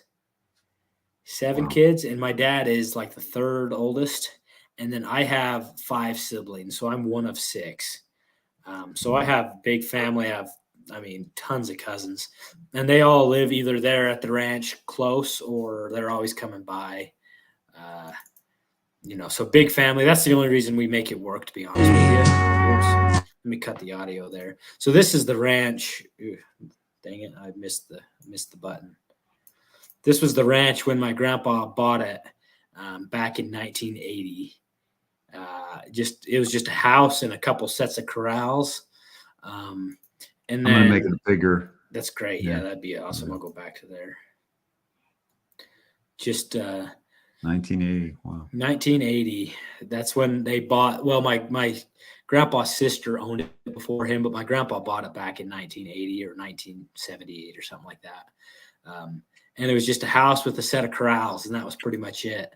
And then over the years, my dad got into it, my grandpa, and they expanded it. They built that pond up there because that canal was no longer being used. So we built a pond up there out of the canal and stuff, and really expanded. And then this year, this last year, this is what the farm looks like now. And this, I get a lot of comments. We posted this on Instagram, and people were saying that we killed the environment, but this is in wintertime. There's nothing growing because it's the winter. It's not that we killed the environment. I promise you, it's greener than you could believe in the summer. It's just, this is like January or December. Right. So anyway, that's what it is now. So it's gone a long way from 2023 or 1980 to 2023, but yeah, it's all from the work of all the family getting together, really. So see, I look at I look at what you had there. And the thing that comes to mind to me, especially where it comes to the vegans attacking the cattle producers and pig producers and everything else, is the comment that Ted Nugent made in regards to what does it take to make your tofu? You got to kill the moles, the voles, the squirrels, the birds. You got to kill everything in order to grow that tofu. So, exactly who's, when, he explained it as, when I go out and I shoot a deer, I'm going to eat that deer, the whole thing, I'm going to use the skin. The antlers are, can be used. The bones can be used. What are you doing with the moles, the voles, the squirrels, and everything else that you're killing? Nothing. Yep. You're just letting them die, and and that's it. So the looking at it and understanding that what these guys kill in order to dig up the ground and plant in order to produce a fictitious product in comparison to a real product that you're killing one. And if you think about it, when you kill a cow, how many people are you feeding with that one cow? Yep.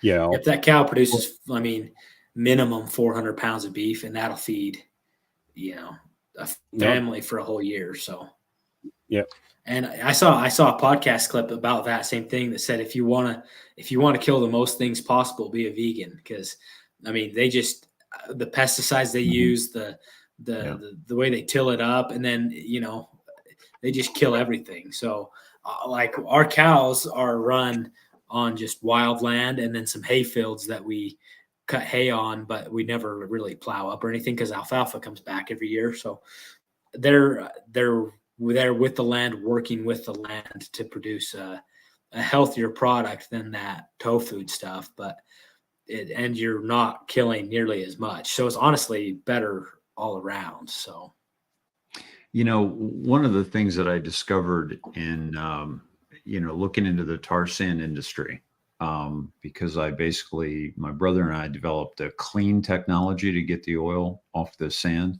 And I basically flew into Salt Lake, rented a car, went to a hardware store, got some 5-gallon buckets and a pickaxe, and drove up the mountain and just started chipping away at this rock and sent it out to my brother, who's a chemical engineer, and said, hey, if we can get this out of the rock cleanly, we'll be billionaires.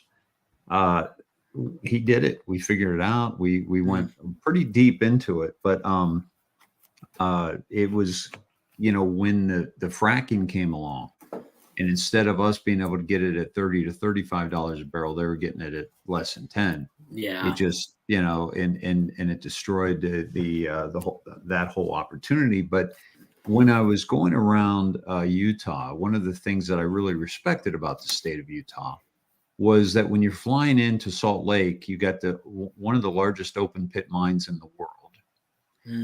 You've got a lot of coal mining that's taken place there, a lot of extraction of all the natural elements that exist in those hills. And yet Utah is one of the most beautiful states, Yeah. areas for in sure. the world. Yeah. And it's almost like with the environmentalists, one of the things I say to the environmentalists is, I'm sorry, you can't have all the mountains. You can't have them all. And people don't even see them half the time unless you build a road to them.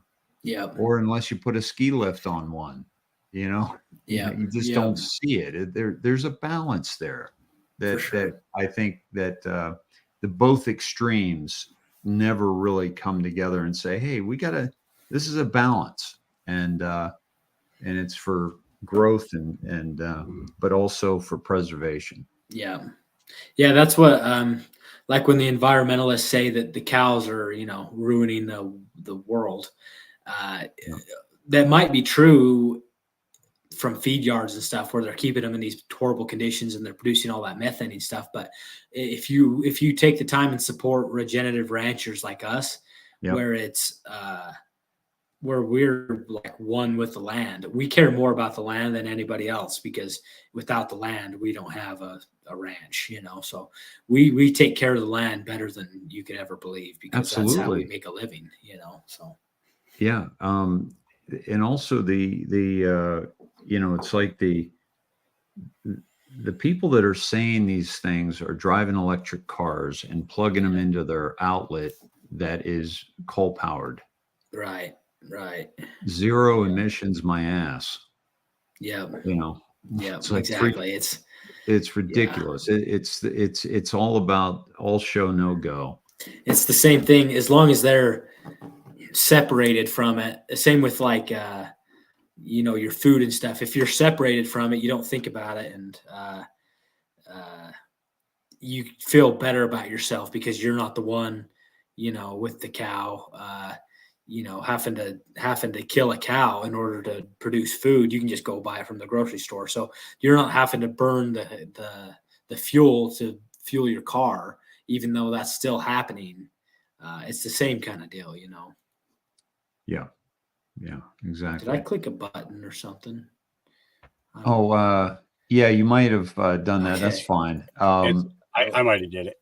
I was trying to type in because there's some comments they weren't getting an email confirmation sure. yet Yeah. in regards to the contest there.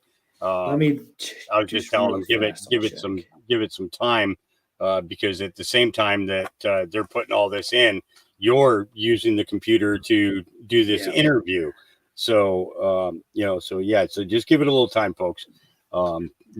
Because he's obviously he's here having a conversation with you first, and he'll get to all that in good time. And Catherine, I think you already might be signed up for the emails before this, so I'm not sure if the email trigger will work to send you that email, but I will make sure to add you in for the 2 extra entries on that, because I'm not sure what's going on with the email right now, but let me write your name down real fast and I'll make sure you get in there. So sorry about that. It's okay. Yeah. Got it. Okay. Here's her name again. Yep. Got it. Thank you. Yeah. So folks, if you're already getting emails from him, it may not trigger a response to your entry. Just know that it's there. Yeah. It's there. It's the thing. Yep, I have all your when you click the if you enter, it puts you in a new category, so I can see that you're entered even if you're already subscribed and you're not getting the emails. So yep. Yeah, there's a few people that are responding and saying I got my email confirmation. Perfect. So thank you, Gene. I appreciate you letting us know that. I'm no tech wizard, and emails kick my butt sometimes. So, but I try my best. I just subscribed just to test it, and I got it right away, and it didn't even go to spam. Good, that's good. Yeah. And I promise, if I win, I'll put it back in the pool. I might take one burger out of it, but I'll put it back in the pool.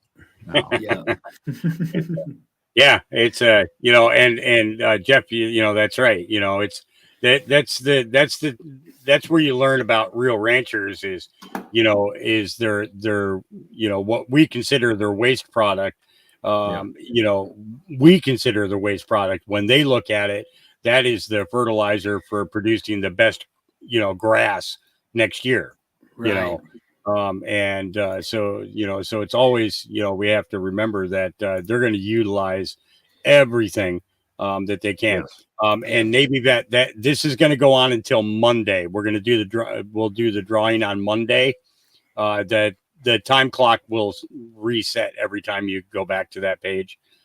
So just ignore the time clock, folks. We're going to be doing the drawing on Monday.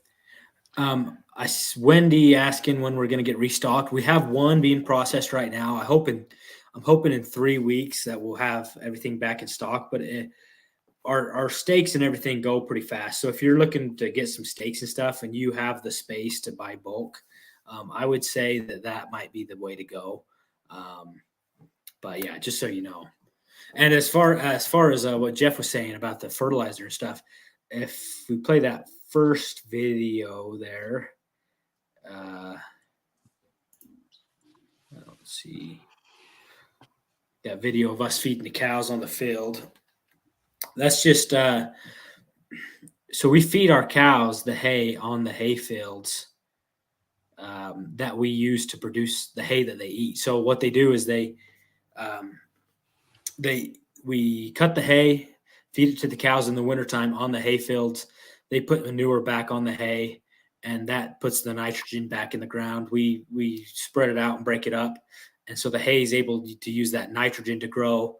Which then when we cut, and then we feed to the cows. So it's just a good cycle of regenerative farming that you don't need any outside input from to really do. So we don't use pesticides or anything like that. Sometimes we use nitrogen to help the hay grow a little bit because we sell a lot back east. But other than that, it's all regenerative, like no outside inputs into how we produce the hay.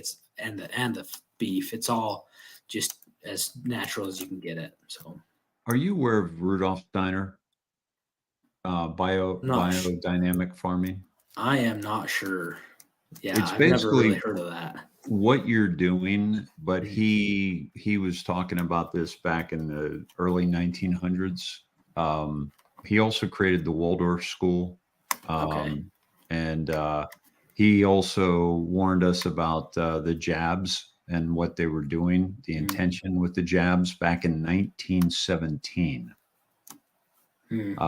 He predicted basically what we experienced over the past 3 years. Wow. And yeah, it's pretty remarkable, but you might want to look into him. He's what's his name again? Steiner, Steiner, Rudolph. Awesome. Rudolph, got it. And the biodynamic farming is basically everything that you guys are doing, but also planting according to the moon and the seasons, and interesting. But everything goes back in. Like I've been on biodynamic farms, everything stays on the farm, right? Except what you're selling, of course. Right.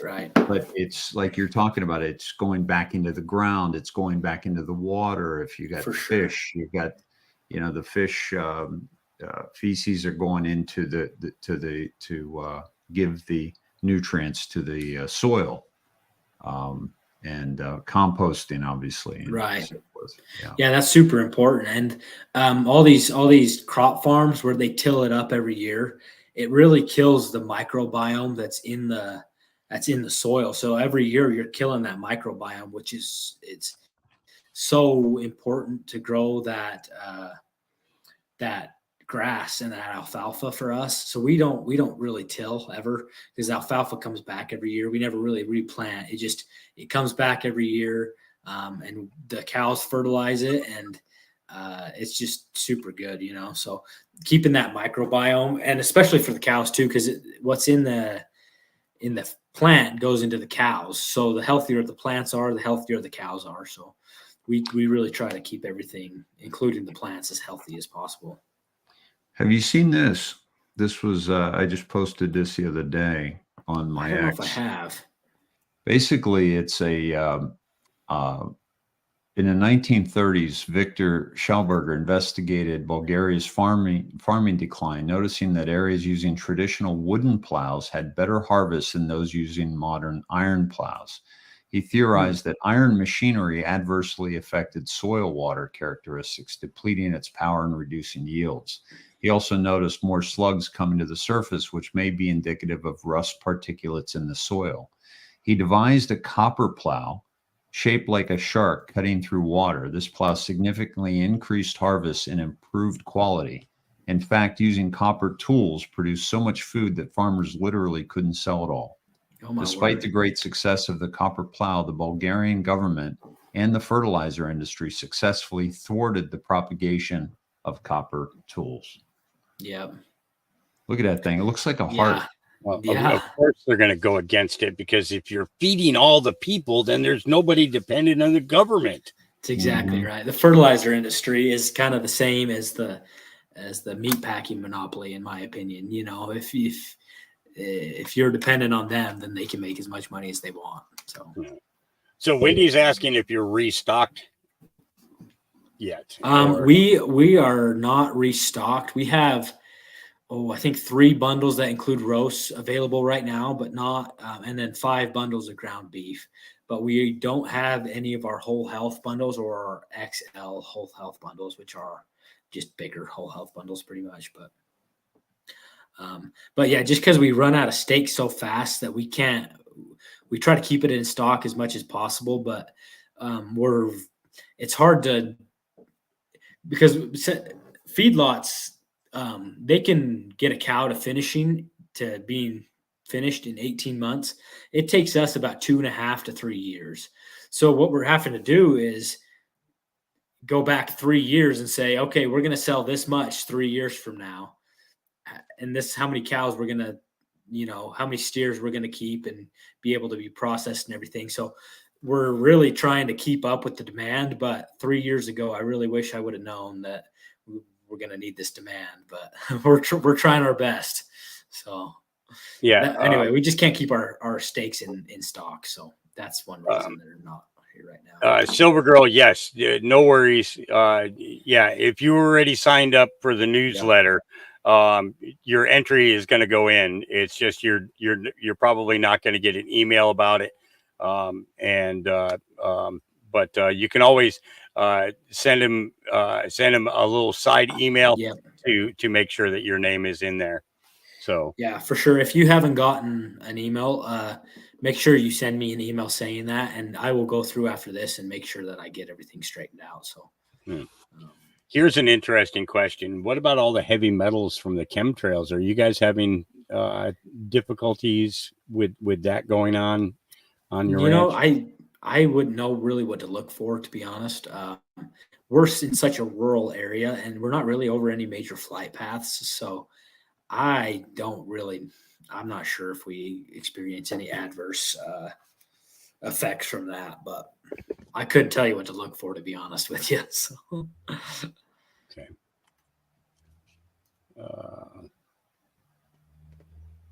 Okay, then do you all have a limit on the whole beef bundle? I'm gonna say that's the whole health bundle, I'm assuming. We do have a limit based on the steaks that we have. And I see that you asked another question here. She may be also asking about a whole cow. Oh, a whole beef. Okay. Yeah.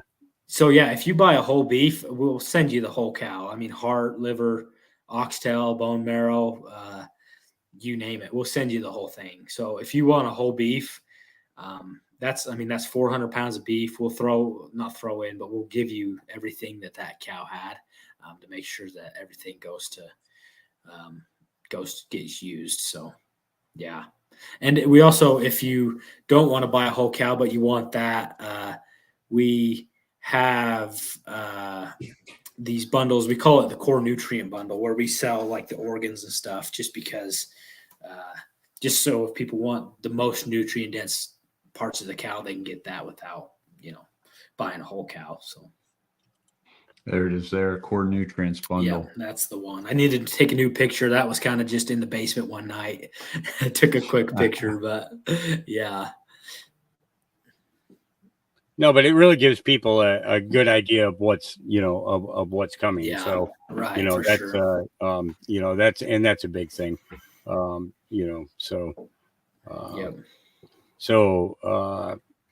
Ginger was saying you just started using electroculture last year.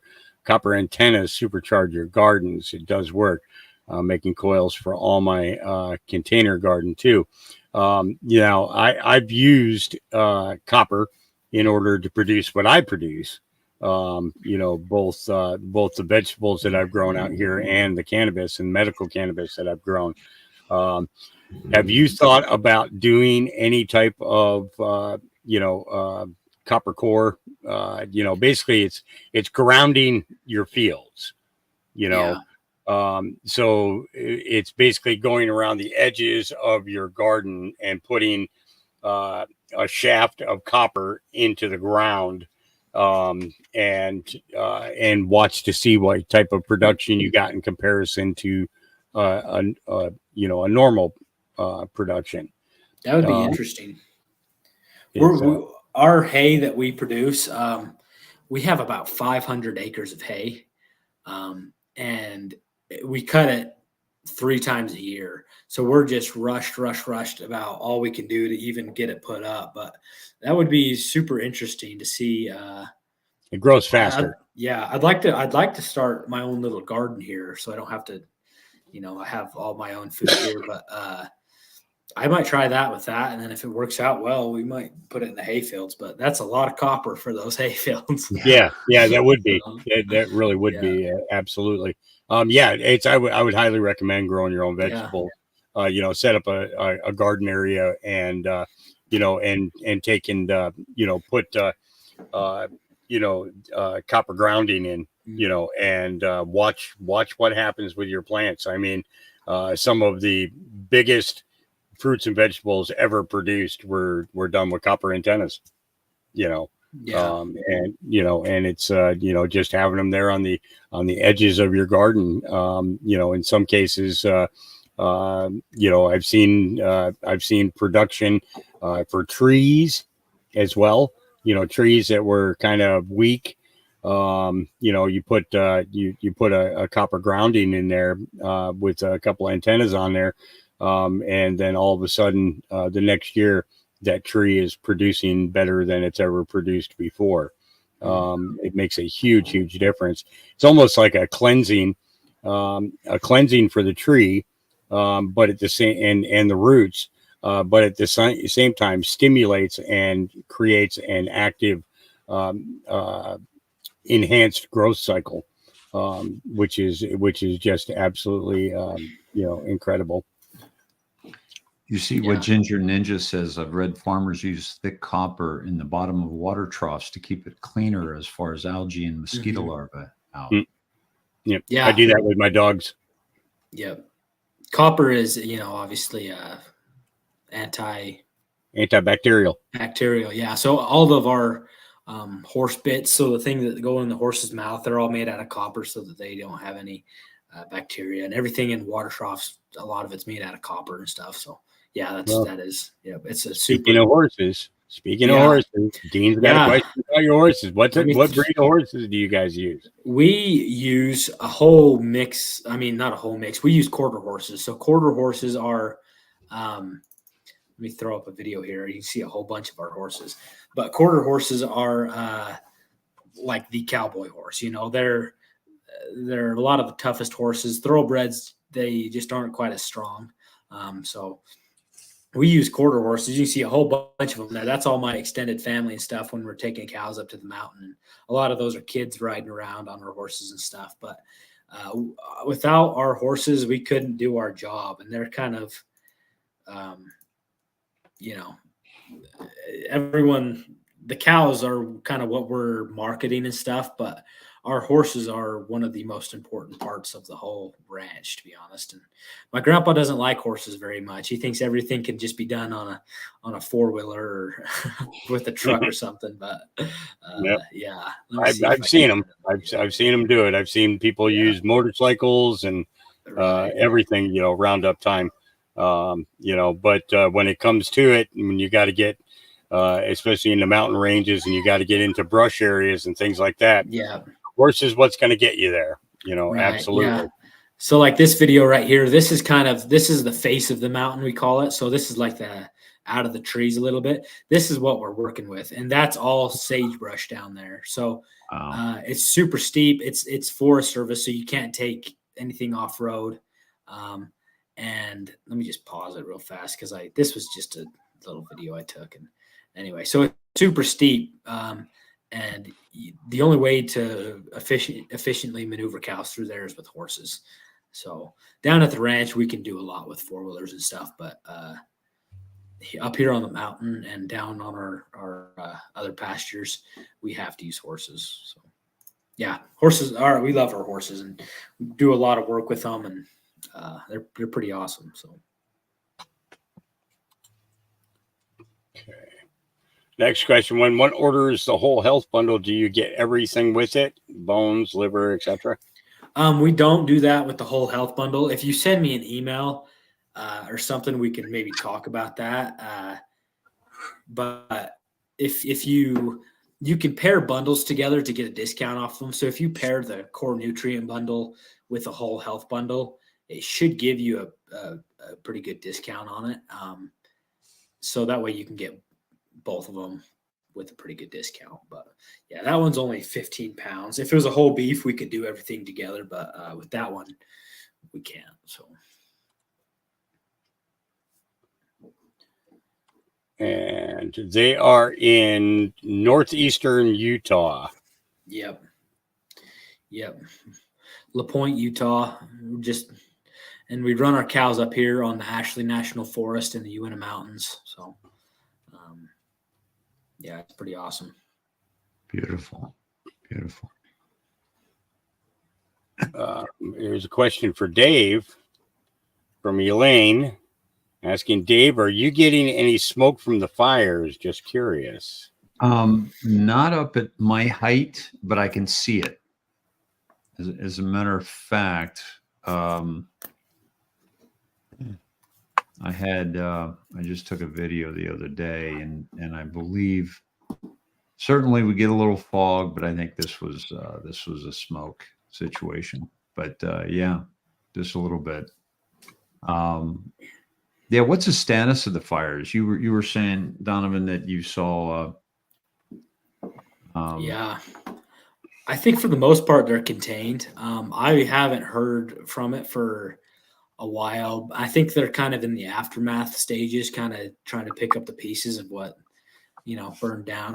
I wrote some stuff down about. I think there was like 110 houses that burned down. 2 people died, and just 7,000 cows lost. And I saw these videos. These cows, it burned their eyelashes off and their eyelids and stuff, and then it burned their udders off, so they can't feed their babies. And a lot of them are their feet burned so bad they can't walk anymore. So, and these ranchers, if they can't, they don't have any feed for their cows, and they lost a whole bunch of cows. So if they can't use those cows to pay their mortgages on the land and stuff, it's gonna pretty soon, the Chinese will come and buy up all the farmland, or Bill Gates will come and buy up all their farmland. And, that's not exactly what we want. We want to make sure that the local farmers, the small ranchers, are still here in America. I got a statistic here. Let me find it real fast. I think. By the way, I'm going to share the T-bones I had the other night with one of my oldest friends who surprised me for my birthday. From Philadelphia, he came down to Texas. But what do you guys like to use for seasoning and all that? For like, I'm not much of a cook, if I'm going to be honest with you. Yeah, I like just the beef the taste of beef. So I use a little bit of onions. I like onions on there, and Mhm. a little bit of steak seasoning or something, but then just some steak sauce and stuff. So I just kind of like the beef taste, to be honest with you. So, but I need to become a better cook. I sell beef, so I got to start figuring out how to cook it, I guess. So Well, maybe you could add that to your YouTube channel. You could yeah. Cooking with Donavan.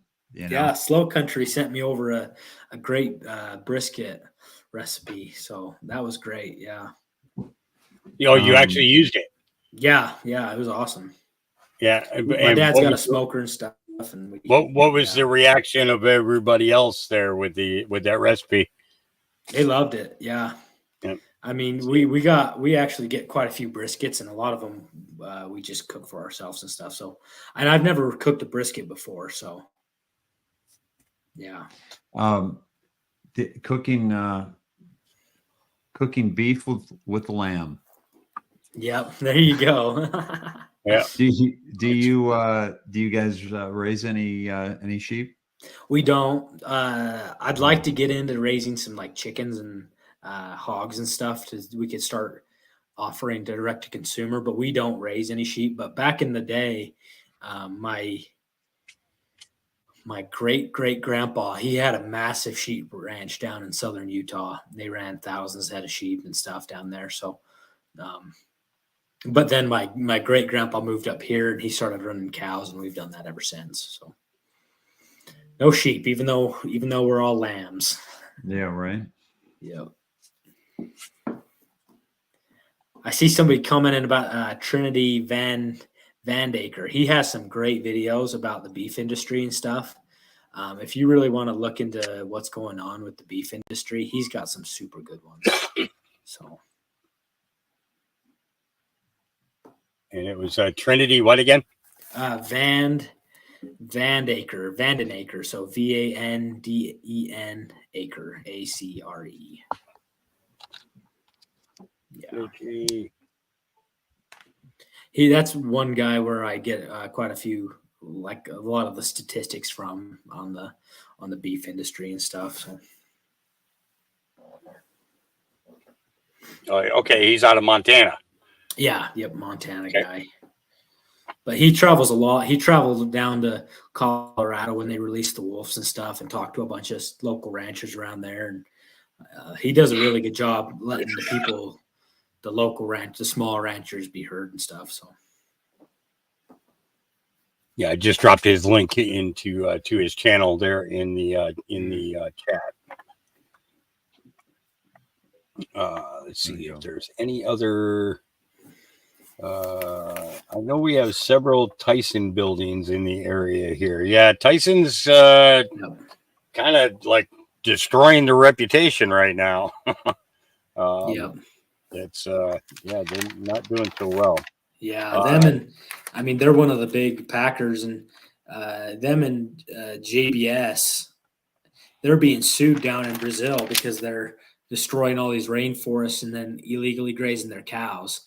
So they're, the Brazilians, they're not doing good to their country, and then they're importing their super cheap beef up here, and it's just bad all around. They're just in it for the money. What are the four companies? It was Cargill, JBS, JBS, National Beef Packing, which is Brazilian owned, which is interesting, and Tyson. Also, one thing, I don't know if you've heard about it, but they just lifted a 25-year beef import ban from Paraguay. They were banned from importing beef because they failed to meet their pathogen standards, and their beef had a lot of foot and mouth disease. And they just barely this last month lifted the ban on Paraguay. So they're going to start importing that beef up here. And that's where these packing companies, they get a lot of their beef imported, and then they mix it with that pink slime, and then a little, and they also mix it with some U.S. cows. And they're able to get them super, super cheap. And that's why they use them. I actually was walking around our local grocery store yesterday or the day before, I saw some beef for $2 a pound, which I'd run a lot of numbers on what it takes to produce beef, and we can't even get ours processed for $2 a pound. Which I don't even want to know what's in that beef. Yeah. Oh, yeah. Yeah. Let's see, the average ribeye steak here in Oregon right now. Actually, let me jump on to Instacart, who does my grocery shopping here because I can't drive anymore. Let's see, hit Safeway and let me type in ribeye, and let's see what comes up price wise. And I'm pretty sure it's going to shock people in comparison to where they are. Let's see, and let me pull this up on the screen and show everybody. So for 80% lean, 20% ground fat, $7.99 a pound. Land of Frost Bistro favorites roast.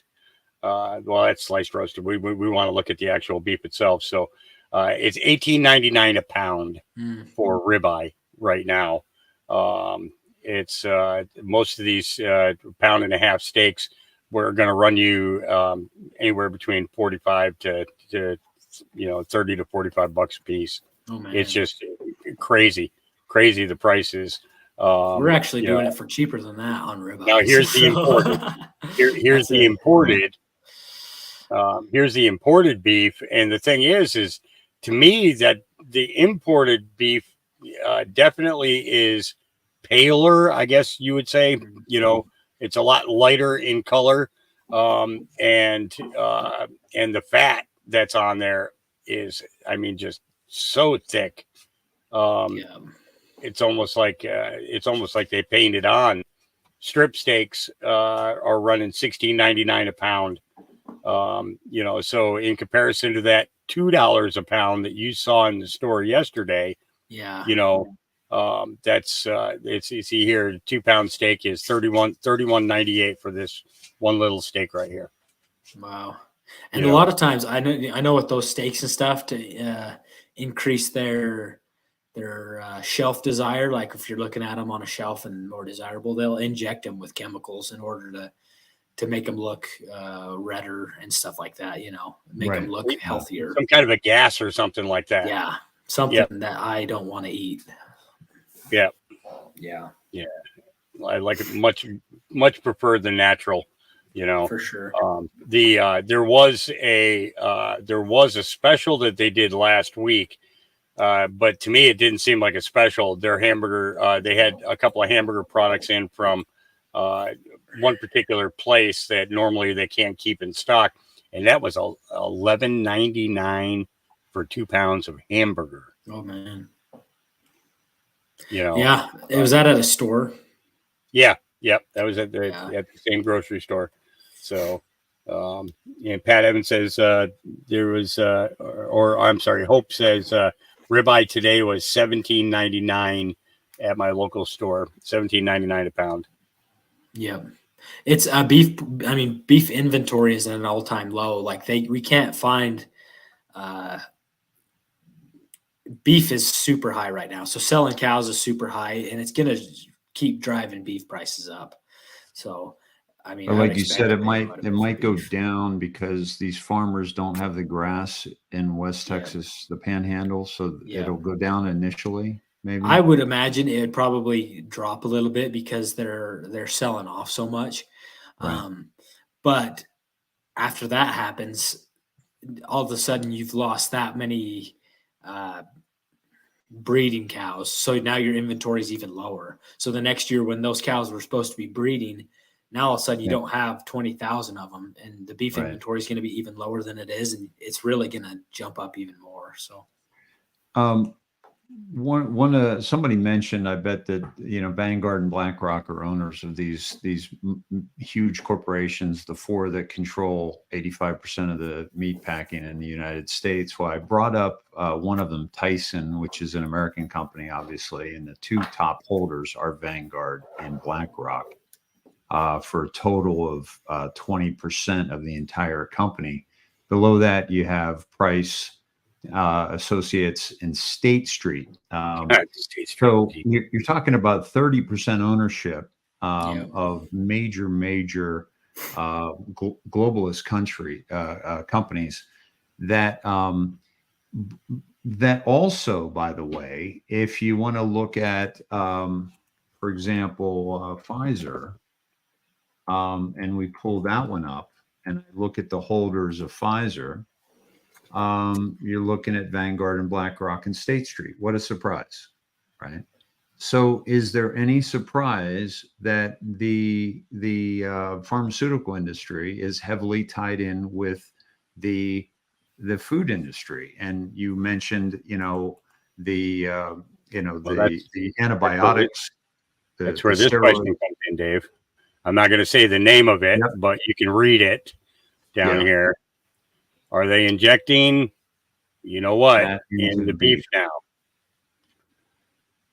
Yeah. What have you heard we about never, that? We never are. Honestly, I haven't heard much about that because we kind of keep out of most things. We're kind of secluded. We don't inject anything in our beef, and we never really want to. So we're not like looking for new things to inject them with. So our beef has never been injected with anything like that. And every now and again, when they're super young, if they get pneumonia up there, we might give them a little bit of antibiotic, but never within the last year and a half of their life, just when they're young. And most of the time when we inject something with antibiotic, we try to sell it commercially to like feedlots and stuff. We don't use that for our own personal beef. So our beef that we sell is, it's just pure beef that's never been injected with anything. So, but you never know. They're doing it stuff into like swine. They're doing it into pigs. They are doing injecting it into pigs. And so far, the cattle industry has rejected it. That's good. That's good.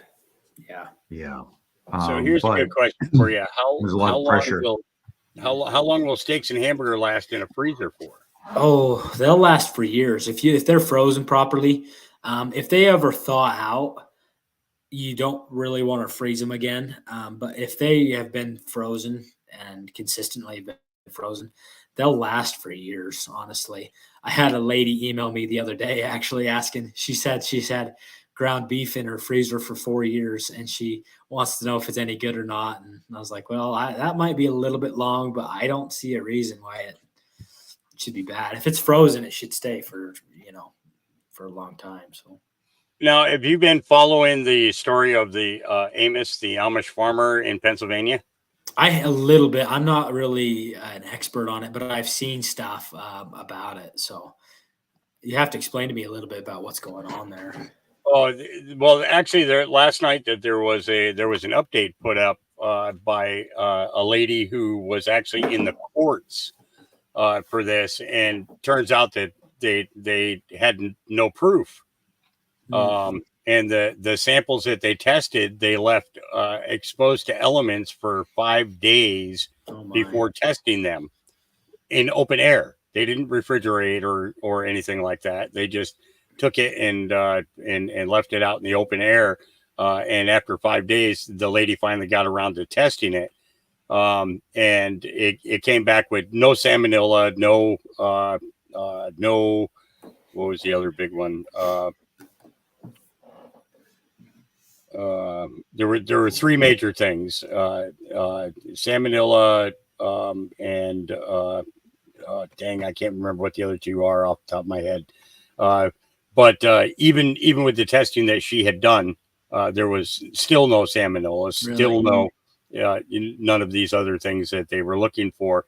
And the judge basically said that the FDA had no standing, and they're basically what they're trying to do is they're trying to force him to into particular permits in order to and licensing in order to do this.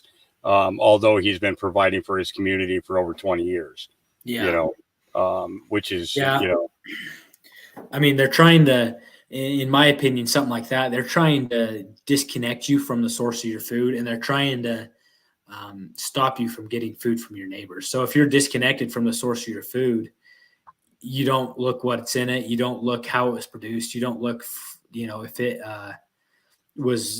it's from Paraguay and has foot and mouth disease. If they can keep you disconnected from the source of your food, then they can do whatever they want. But if you know who your producers are and how they produce their food, and they're transparent about how they produce their food, then you really can get an idea about what you're putting in your body.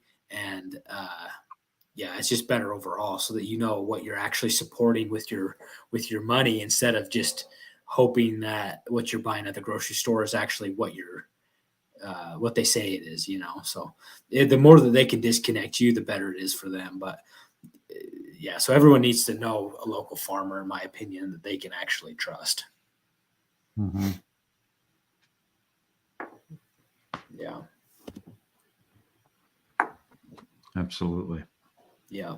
The whole raw milk thing. I mean, that's another thing where, you can get it here, but you have to sign waivers for it and stuff. So people do it here, but they make it so hard to do. And there's so many hoops to jump through in order to get raw milk that it's just not worth it to a lot of people. And luckily they haven't done that with beef or anything. And our beef is USDA inspected. Our processor is a USDA inspected beef, so we have no problem selling it or anything. But who knows what they will decide to do.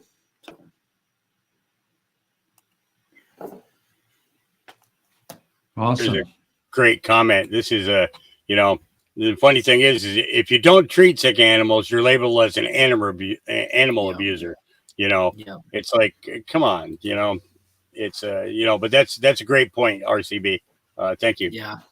Yeah. I mean, we don't like to inject our animals with anything, but we're not obviously just going to watch them get sick and die. We're going to do everything in our power to keep them alive. And if it means giving them a little bit of medicine, then we do that. And we just try to make sure that we send those beef to the feed yard, and we don't eat those beef personally, so. Yeah. E. coli. That was the other one. E. coli. Thank you, RCB. Yeah, that was the other thing that they tested for, and it was absolutely none. Excuse me for a second. I saw Ginger Ninja saying that, talking about farmer and ranchers and how they're going to be coming for them in the next few years. And I was listening to a podcast or something the other day about the Soviet Union and how they labeled the farmers as enemies of the state. And so they destroyed all these farms, and they took them all over as government property. And they all ended up starving. Millions of people starved to death because they didn't have the farmers and ranchers. And the way that I see things going is that they keep trying to drive out farmers and ranchers and industrialize everything here. And if we don't really, stop things and turn them around, I could see that happening. Because if they control the food supply, they control everything, just like they did over there in the Soviet Union. Yeah. Well, the starvation for a tyrant is cheaper than bullets. Mm-hmm. Yep. And then the starvation also turns people against each other, and they use their own bullets. Yeah. And so it has been I mean, if you look at Russia and China, the two largest genocides in the 20th century, they use starvation. Yeah. As a major means for 60 million and 45 million people, respectively, gone from the earth. Yeah, it's horrible. Human Being asks, is USDA any better than FDA? I'm not sure, honestly. I don't deal much with the government, and I try to stay out of all that stuff. So I just know that we are, in order to ship anything less than a quarter beef, we have to have it USDA inspected. So we could sell beef that wasn't USDA inspected, but we'd have to sell it up to 100 pounds at a time, but we're able to sell, 15 pounds at a time because. Can they sell horse meat and label it as beef? I don't think so. I don't think they can sell horse meat. I probably can in the U.S., but I don't think horse meat's pretty touchy. Horses are pretty protected here in the United States. I don't think that they could get away with doing something like that. But I don't even know if it's legal to slaughter a horse in the United States. I could be totally wrong with that. I think they send them up to Canada to get done. Yeah, I'm pretty sure that they ship them out to somewhere else to get them slaughtered because you can't do it in the United States. I know that you can't, like here, I don't think it's legal to kill a horse for any other reason except for like if it's dying, Yeah, if it's going lame or something. Yeah. Right. Yep. So John Dunny says, we used to have a butcher drive around in an old school bus and process on the spot. That sounds awesome. That must be one heck of a school bus. It was, well, John's got a few years on us, but he remembers the good old days, so, and then RCBMP MT says, I bred cows for 20 years. I did AI, artificial insemination. Yeah, we've never really done AI yet. I have an aunt that wants to get into it because she's breeding like miniature cows and stuff. But all our cows we just turn them out with a bull and they get the work done. Yeah. Here's a comment in regards to Amos. Amos operates as a PMA outside of government regulations. He's a private marketing or private market association. So you have to be a member of the association in order to get the meats and the milks and and dairy, all the different dairy products and stuff that he does. Yeah, that's a good way to do it. And by the way, that's a private member association, and anybody can set that up in the United States. I have it set up for my Truthcast media, and it's non-taxable. And yet you don't have to jump through the hoops of the 501c3s nor become beholden to the government. It's a really fantastic setup. I highly recommend it. And a friend of mine sets those up. And it's like $2,500, but then you're tax free. And they've been doing these for decades. That's and awesome. It also keeps them from being able to look up your skirt, so to speak, with a microscope. Yeah, that's a great way especially if he's selling like raw milk and stuff to keep people out of his hair. So yeah, that's how you do it. Karen Reese, I just dropped the link in the chat again. She says Donovan's been trying to help me, but I just can't swing it. I'm barely getting by as it is. And she's, that's the thing about people when they're on Social Security and stuff. It's so dang hard. So I just dropped the link for the giveaway in the chat. Make sure that you sign up for that, Karen, please. Yeah, and I've been talking with Karen quite a bit, and we're trying to work something out here to get her some beef. So we'll keep going. So she's been in our chat for a couple of years now, and always comes in with great information and everything. You want to know what's going on with the, in the podcast world and stuff like that. Send her an email. She can pretty much fill you in on, all different kinds of things that are going on. Being human asks, when will the people take a stand? Well, human being, I think that all human beings are at the point now where enough is enough, and the thing is in part of taking back our country and getting rid of these 3-letter agencies that really have just destroyed our country is going to be rebuilding the ranchers and rebuilding the farmers that are out there. I mean, they're the lifeblood of the country, not that every person, if you have an acre of land, to take a quarter acre and turn it into a garden is a great idea. But, in some cases, people just can't do that. And it's hard to bring a cow in to be able to, or a steer in order to raise and feed it. because you have to think about, the acreage that you need per cow. What is it? 5 acres or 10 acres of hay? Yeah, it really depends on where you're at. Like, so we're like in the desert, so we'll run 80 cows on 2,000 acres. So that's, whatever the math is on there. But but we feed, I think they eat like 30 pounds a day or something like that. So we're feeding like 14,000 pounds of hay a day. So it just doesn't really add up for every person to have their own personal cow. So that's why we, give you an outlet to get a cow without having to own all the equipment you need to feed them, all the, buying the hay and everything like that. It's just a good outlet for something. But so now here in Oregon, they do what's called locker beef. And it's basically where you prepay for a steer.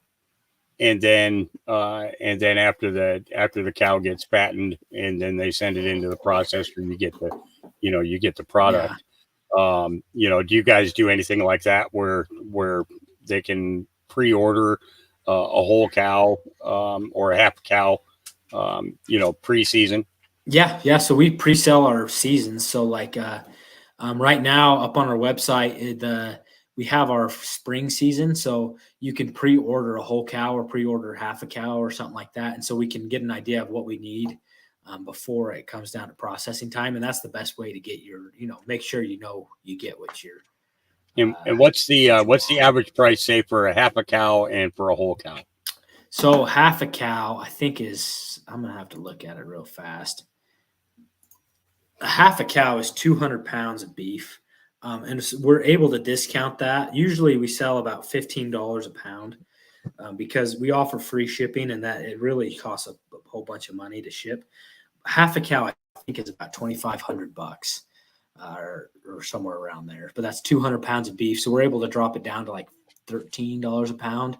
And if you buy a full cow, we can drop it to $12 a pound. So that's the most efficient way to buy. If you can afford it and if you can store that much beef. But yeah, that's the big thing, is having the storage for it. So if you ain't got a couple of freezers, you can run into a problem. Yeah. That's what we're running into right now. That's why we keep running out of stock, is because we don't want to over process what we don't have storage for. So we just process one and then it's sold by the time we get it back, and then we have to get another one. And so I see, this comment from Anti-Well. Could we look at that real fast? Which one? This one? The one about the charitable funds that folks can send money down here. Oh, yeah. Okay. Yeah. Let me see. I'm trying to find it here. Yeah. Here we go. Do you all have a charitable fund that folks can send money to help folks who can't afford the full price of beef packages? I've been thinking about that quite a bit, and I've been trying to think of how to set it up, but stay tuned, because I want to set something up where we can set up a charitable fund, and then people who need beef, we can send them beef. And we'll take, so that we'll make it so that we don't make any money off of it. And we just, it's just what our cost is. And we'll just try to get as much beef to people as they need, honestly. So I've been trying to figure out the best logistical way to do that. And if you have any ideas, I'm open to hear them, because I haven't quite figured it out yet. But I have an idea.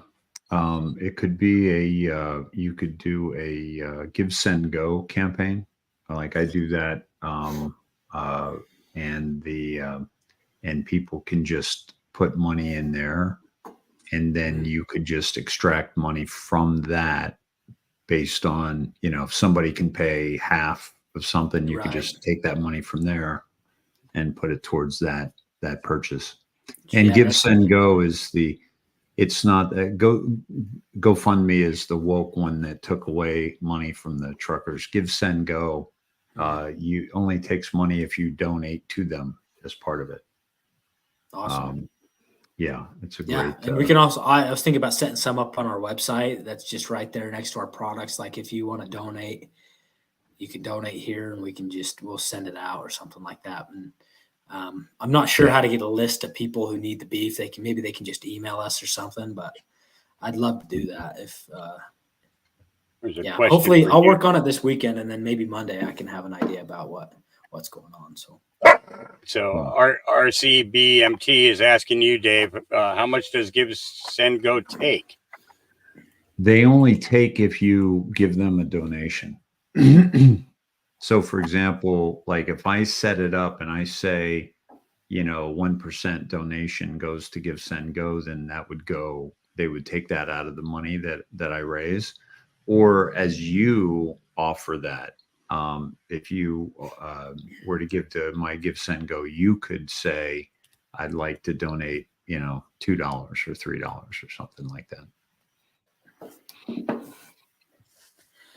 We should be just responding to that comment. We should be back in stock with our XL whole health bundles again in 3 weeks.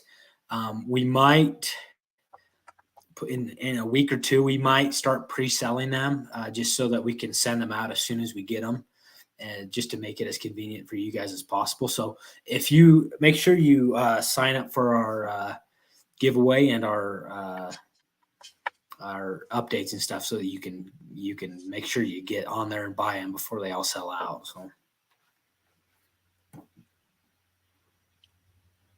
Awesome. Let's see. I had a friend who worked with the meat processors. He told me all meat in the U.S. is slaughtered and flash frozen and kept for up to 6 months to control the supply. My friend worked in the freezer houses. You heard anything about that? I haven't, but I would not be surprised, to be honest with you. It might be hard to store that much beef, but I bet they have these massive fridges and stuff. I know that they don't take the time to dry age their beef, and that's why they use the ammonia on the pink slime, and that's why there's so much pathogens in them that they have to kill. But they might do that to mess with the market a little bit, but I haven't heard anything about that. I wouldn't doubt it though. Okay, next one is can people buy a package and leave it as a gift, and you can take from that? Yeah, so that's probably what we'll end up doing is you can gift a package on our website and everything, because for us, we have to ship about 15 pounds minimum, or else we can't keep it frozen for long enough. So we could send out 15 pounds at a time. So I'll work on it this weekend where we can we can set up where people can gift packages and stuff, and then we'll work on getting that running this weekend. So very good. Anti-adjack, that's a really good question. We were actually talking about that a couple of weeks ago. About getting together with your neighbors and all of you going in together to purchase something. So question for Donavan: will you pre-butcher process the whole cut for a community / multiple people to go in on buying a whole cow? Yeah, I mean, if you want to buy a whole cow, we can give you the best price on it, and then you can share with your neighbors and everything. And then if you buy a whole cow, you can kind of choose how you want it cut. So if you want brisket, we can do that, or you can turn it into burger. If you want your steaks 2 inches thick, we can do that, or 1 inch, or 2 pound ground beef. If you want the heart, liver, tongue, we can do that. So if you want to, get with your neighbors and go in on buying a whole cow, you get the best price. You can get it exactly how you want, and it's honestly a great way for you and your community to get together to support each other and support our farm, and kind of customize what you want, if that makes sense. Some good questions today. That's super good. Well, people have had a couple of days to knowing that you're coming on, so they've some people have been holding on to their questions. Even Dave was writing some stuff down and things that he definitely wanted to make sure that we covered today. Especially knowing what's going on in his state and the fiasco that's there, knowing that You know that now these cows that have been damaged that they're going to have to put down. Sorry for the puppies. They got their eyes open and wandering around now, so they're making a lot more noise. But you know, now this the damaged cattle, they're still going to be able to process and get meats off of them and stuff. I don't think they're going to be able to be honest with you. They're in Texas because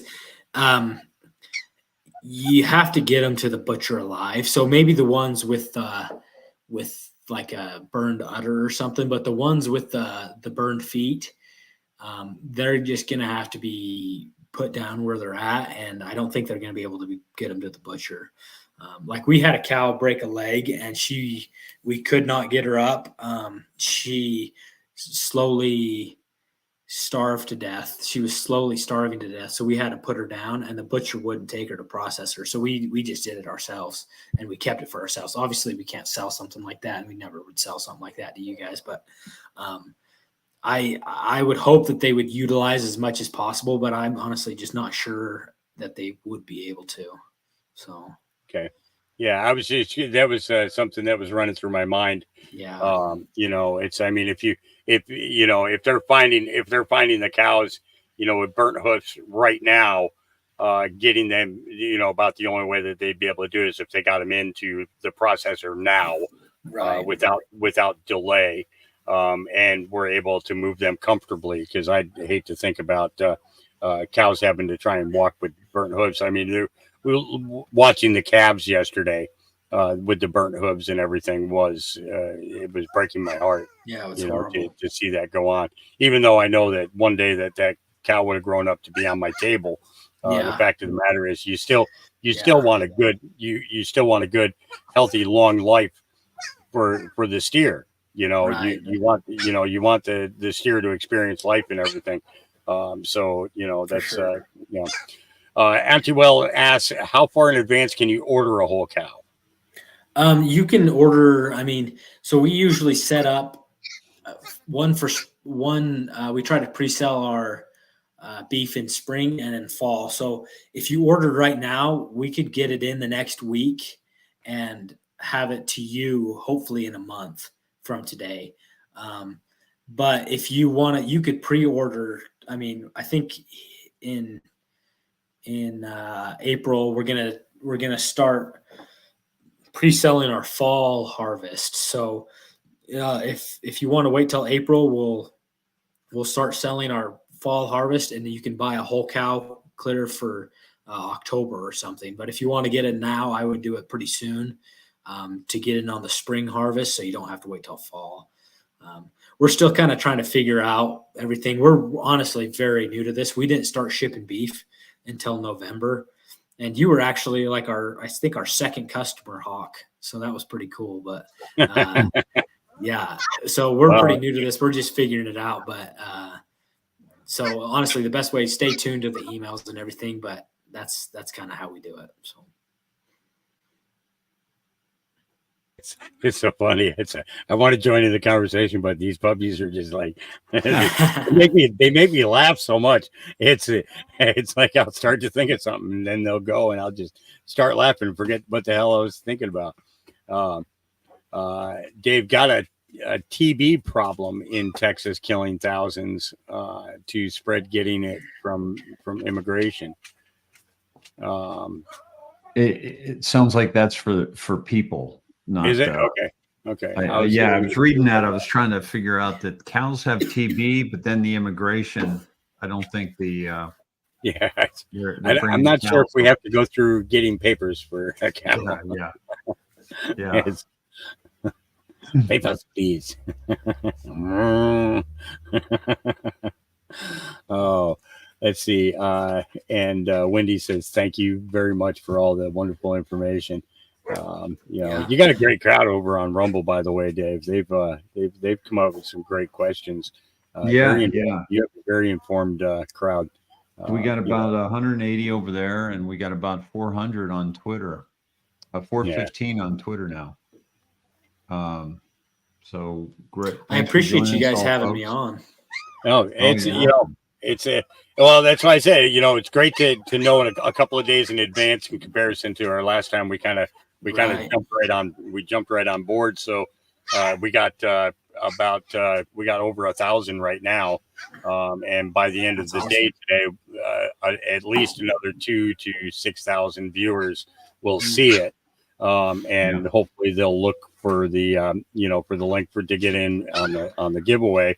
But at the same time, you know, the links for the ranch are there as well, Yeah. so that they can, you know, look at what you have available and things like that. Kathleen is asking when large bundles will be available. Yeah. Right now we're out of stock on our whole health and XL whole health, but everything else should be available. And then like the eighth beef, quarter beef, half and whole, they're always available. So if you ever want to pre-order, that's the best way that you're ever gonna. That's the best way you're gonna get steaks, because we sell out of them so fast that sometimes you just have to be there at the right time to buy them. But if you want to like reserve your steaks, that's the best way to do it. But that's quite a bit of beef, and not everybody's able to store that much or afford that much at one time. So that's why we offer the little bundles. So yeah. So hopefully within 3 weeks we'll have those other bundles available, but we might start pre-selling them within a week or two. So make sure you watch for that. So Yeah, just popping in and checking on, you know, well, automatically check your emails once you sign up for the giveaway.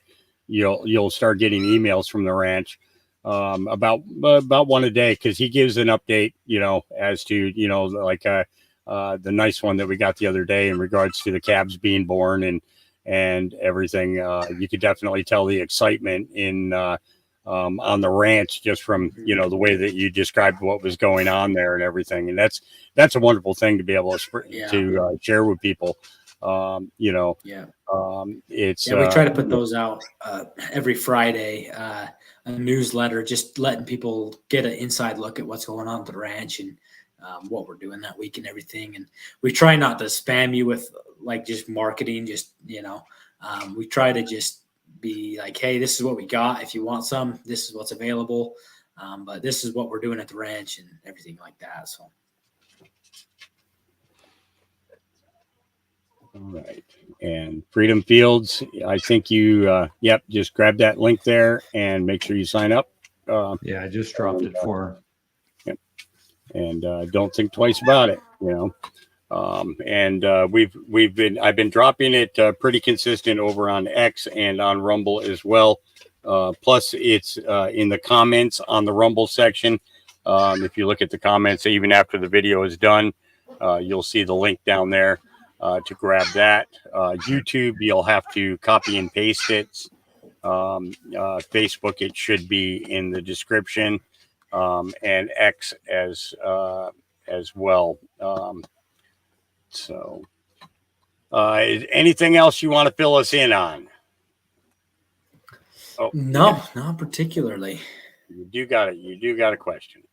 Okay. Is tri-tip common where you guys are? When I moved to Montana 13 years ago, tri-tip was not known here.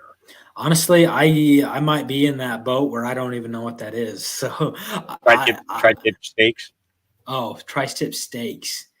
You know, not really. We kind of stick with ribeyes, porterhouses, T-bones, and stuff like that. I'm not really too educated on that, if I'm going to be completely honest with you, which, you know, for selling beef, you think I would have all the answers, but you know, I'm not really sure there. So the butcher is pretty much the one who'll tell you what the tri-tips are and such. So, our butcher does a great job. And if you have any questions like on cuts and stuff, I can always ask them if I don't have the answers, but Kathleen's asking about Denver steaks. You know, I am stumped there too. I don't know what a Denver steak is. I was watching a video, a butcher who's on YouTube yesterday. Just happened to pop up in my feed, and he was cutting down a rib section and then showing where where the chuck starts. Basically showing where each section of steaks come from. It was actually a really interesting video, but I didn't finish watching it. I had dogs to take care of, so I'm gonna have to go to the butcher and just let them give me a course in what's going on for reals, because so I can answer your questions a little bit better. yeah. Well, no, it's as RCBMT says here, tri-tip is it's a West Coast California cut. I got you. Is the type of cut that it is. It's and Dean knows what to do with them. He says tri-tip, mushrooms, onions. These guys will tell you how to cook it all right. Yeah, absolutely. Yeah, which we actually have some very experienced cooks in barbecue people, especially in our chat. So so the picanha, I don't know how to pronounce that. Steak is the other name for tri-tip. Picanha, I think it would be how it's said. I'm probably messing that up.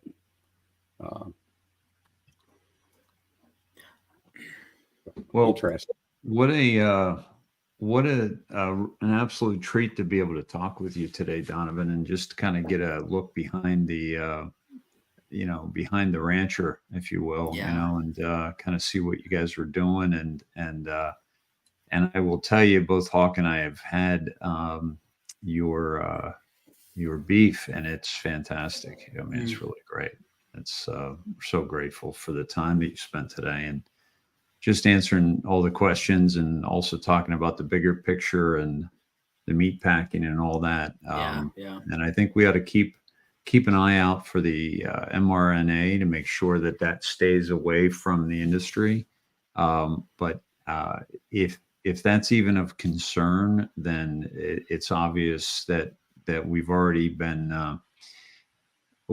missed the major concerns up to now, with the things that they're pumping them full of, and the things that they're feeding them, and how they're treating them, and that alone is a reason to go with a family-owned ranch. Bottom line. Yeah, the biggest thing, in my opinion, that is different from like these corporations to family ranches, if you can know the family and build a relationship with them, then you can trust what you're getting. So just even if it's not our ranch, if you're lucky enough to live somewhere where there's beef available or something like that, go find those people and really get to know them, so that you can be getting the best beef that's possible and not be forced to stick with these grocery store stuff that's just not good for your health. So awesome. All righty. Well, thank you. What do you think, Buck? We're ready to wrap it up here? There's one right here real quick that just came up on my feed. What's really going on in Texas? Let's see if it has to do with the Travis County, Austin declares. Never mind. It's an eclipse emergency. Never mind. That's probably not going to affect the cows. I don't know much about eclipses. I don't know much about them either. I just saw something today on X about how they're telling people to have food and supplies at the ready at the eclipse time. And I'm also seeing, we haven't confirmed this source or the information yet, but that it's not going to last for, just minutes. It's going to last for days.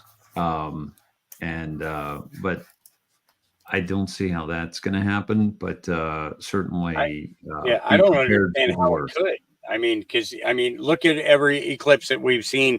Look at the one in 2017. That was about 7 minutes long, if that. So how can eclipse last for 3 days? That's kind of to me, it's kind of a far stretch. Yeah, and the food security there. I mean, if you can afford to store, an eighth of a beef or half a beef or something like that, you get 50 pounds of beef. When the food supply streams start shutting down like they did back in 2020, and everyone was scrambling for food, it's always nice to have that backup, so that you can have that food storage and food security because you never know what's going to happen. But yeah, it's not always fun to think about that. And I hate to say that because it's kind of a fear tactic thing. And I don't like to use that to market beef, but it's also true, so. When you're looking at it, you're looking at it as providing the best product possible to a consumer with the most nutritional value to it, whereas the big corporations are looking at it as how much money can we make, how much money can we make, how much money can we make, and willing to do whatever it takes in order to get the maximized dollar that they possibly can. Yeah, for sure. They cut corners, and they push the cows faster than they're naturally supposed to grow to make more money than they have been. So, all right. Well, with that, we pretty much covered everything. Can you think of anything else there, Dave? I think we're good. Yeah, good stuff, Donovan. Thank you very much. I really appreciate you guys having me on and letting me talk about some beef for a while. So yeah, absolutely. And if anything comes up, in the future here, make sure you send us an email and let us know you want to come back on. You got some updates as to things that are going on that you guys have discovered. Absolutely. When you think about your relationship with other ranchers and everything, that you'll end up piecemealing, more information together, stuff that generally the general public wouldn't hear about. And you'll have a large platform here to drop that information out to people. And that, to me, that's awesome. That's an important thing. So that's huge. Yeah. Tim Brown says, thanks for chewing the fat. Yeah. And right, if you want to have me back on for a live winner selection or anything, just let me know. And let's do that. Let's do that on Monday. Okay.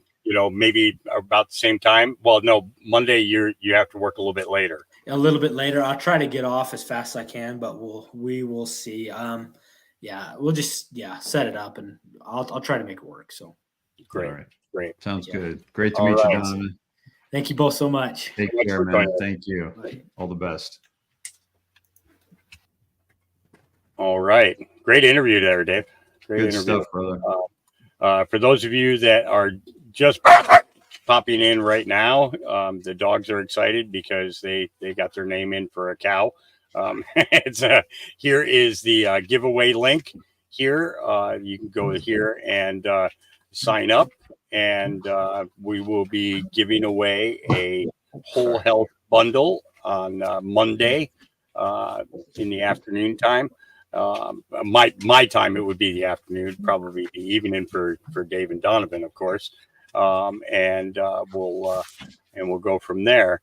We're going to go ahead and end this. We'll end this now. And here's Magnus, buddy. Here's a good shot of Magnus. Oh yeah, look at him. Look at that big old mouth. He wants a bone. He's licking his chops. He's like, "Come on, where's the beef? Where's the beef?" He's hearing all this beef talk, right? Yeah. He says, "Where's my steak?" That's my sister's doggy right there. He's pretty awesome. So I've got a guy here. My good friend Bill Miller is here right now. We're getting ready to do a big burn. We have basically a pile that's about 15 feet high and about 30 feet across that we're getting ready to go fire up and get burned this afternoon. So I will be back and doing another spot later on as soon as we finish up with that, and I make sure that the fire is completely out. And Dave, thank you so much for coming on, and thanks for fielding a whole bunch of questions. I knew you had some, so you came prepared, and that's what was important. We got the important questions in there. We got great answers, honest answers, and that's the other thing. The importance of dealing with somebody who's being honest about their product, which we don't often get, from marketers. Well, I think certainly anybody that I'm going to get on camera with, I want to know who they are, what they're about, and find out as much as I can about them. And I think that's good advice for anybody who's doing a show or a podcast or anything. Just know who your audience is. I mean, I've seen interviews where people aren't prepared, and they just don't, they just ask questions that could have been easily found with little research, that you could then ask a question that actually takes you deeper, so. Yep. Yeah, you're welcome, everybody. This was great to get everybody on this. Yeah, thanks for being here with us. Make sure you check me out on Twitter and Rumble there, at Jack. Thank you for that. Make sure you're getting on Twitter with Hawk. That's what is that, Hawk? At Mustard Seeds. Hawk Mustard. I think it's Hawk Mustard 1. It's let me see. I gotta look. Here, I'll drop it in there. Copy.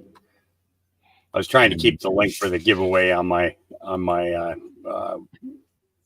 cutter board here, so that I can make sure that it's getting dropped enough times to make sure that everybody has the opportunity to get signed up for it. So this is it's a great way to do this, and Donavan just to me, it's coming on with us like this really shows the integrity of his ranch. Those videos were unbelievable, like how much land they have to roam, and just it's remarkable. It's really 2,000 really acres. cool. That's it's a good chunk of land. My dogs being on 2,000 acres, I'd see the dogs maybe once or twice a year. Yeah, right. Well, they'd come back for meals. Many log cabin dog houses all over the place, so they have a place to go at nighttime. They'd come for the food. Yeah, they'd show up when it's steak time. Yeah, exactly. Yeah. So yeah. All right. Okay. All right, brother. Good All stuff, right. man. Thank you. Okay. Oh, by the way, real quick, you on this horse, real quick, who's that horse? That's Freckles. Freckles. She was a Strawberry Appaloosa. She was a beautiful, beautiful beast. She was retired out to a retirement community in Tennessee, and did horse trails for up until she passed. So she lived 24 and a half years. Wow. Yeah. Awesome. Yeah. Beautiful animal. Beautiful animal. All right, brother. Yep. All right. Thank you. Take care. All right, folks. We will see you in a few hours. As soon as I get done with the burn, I'll be back with you. Peace.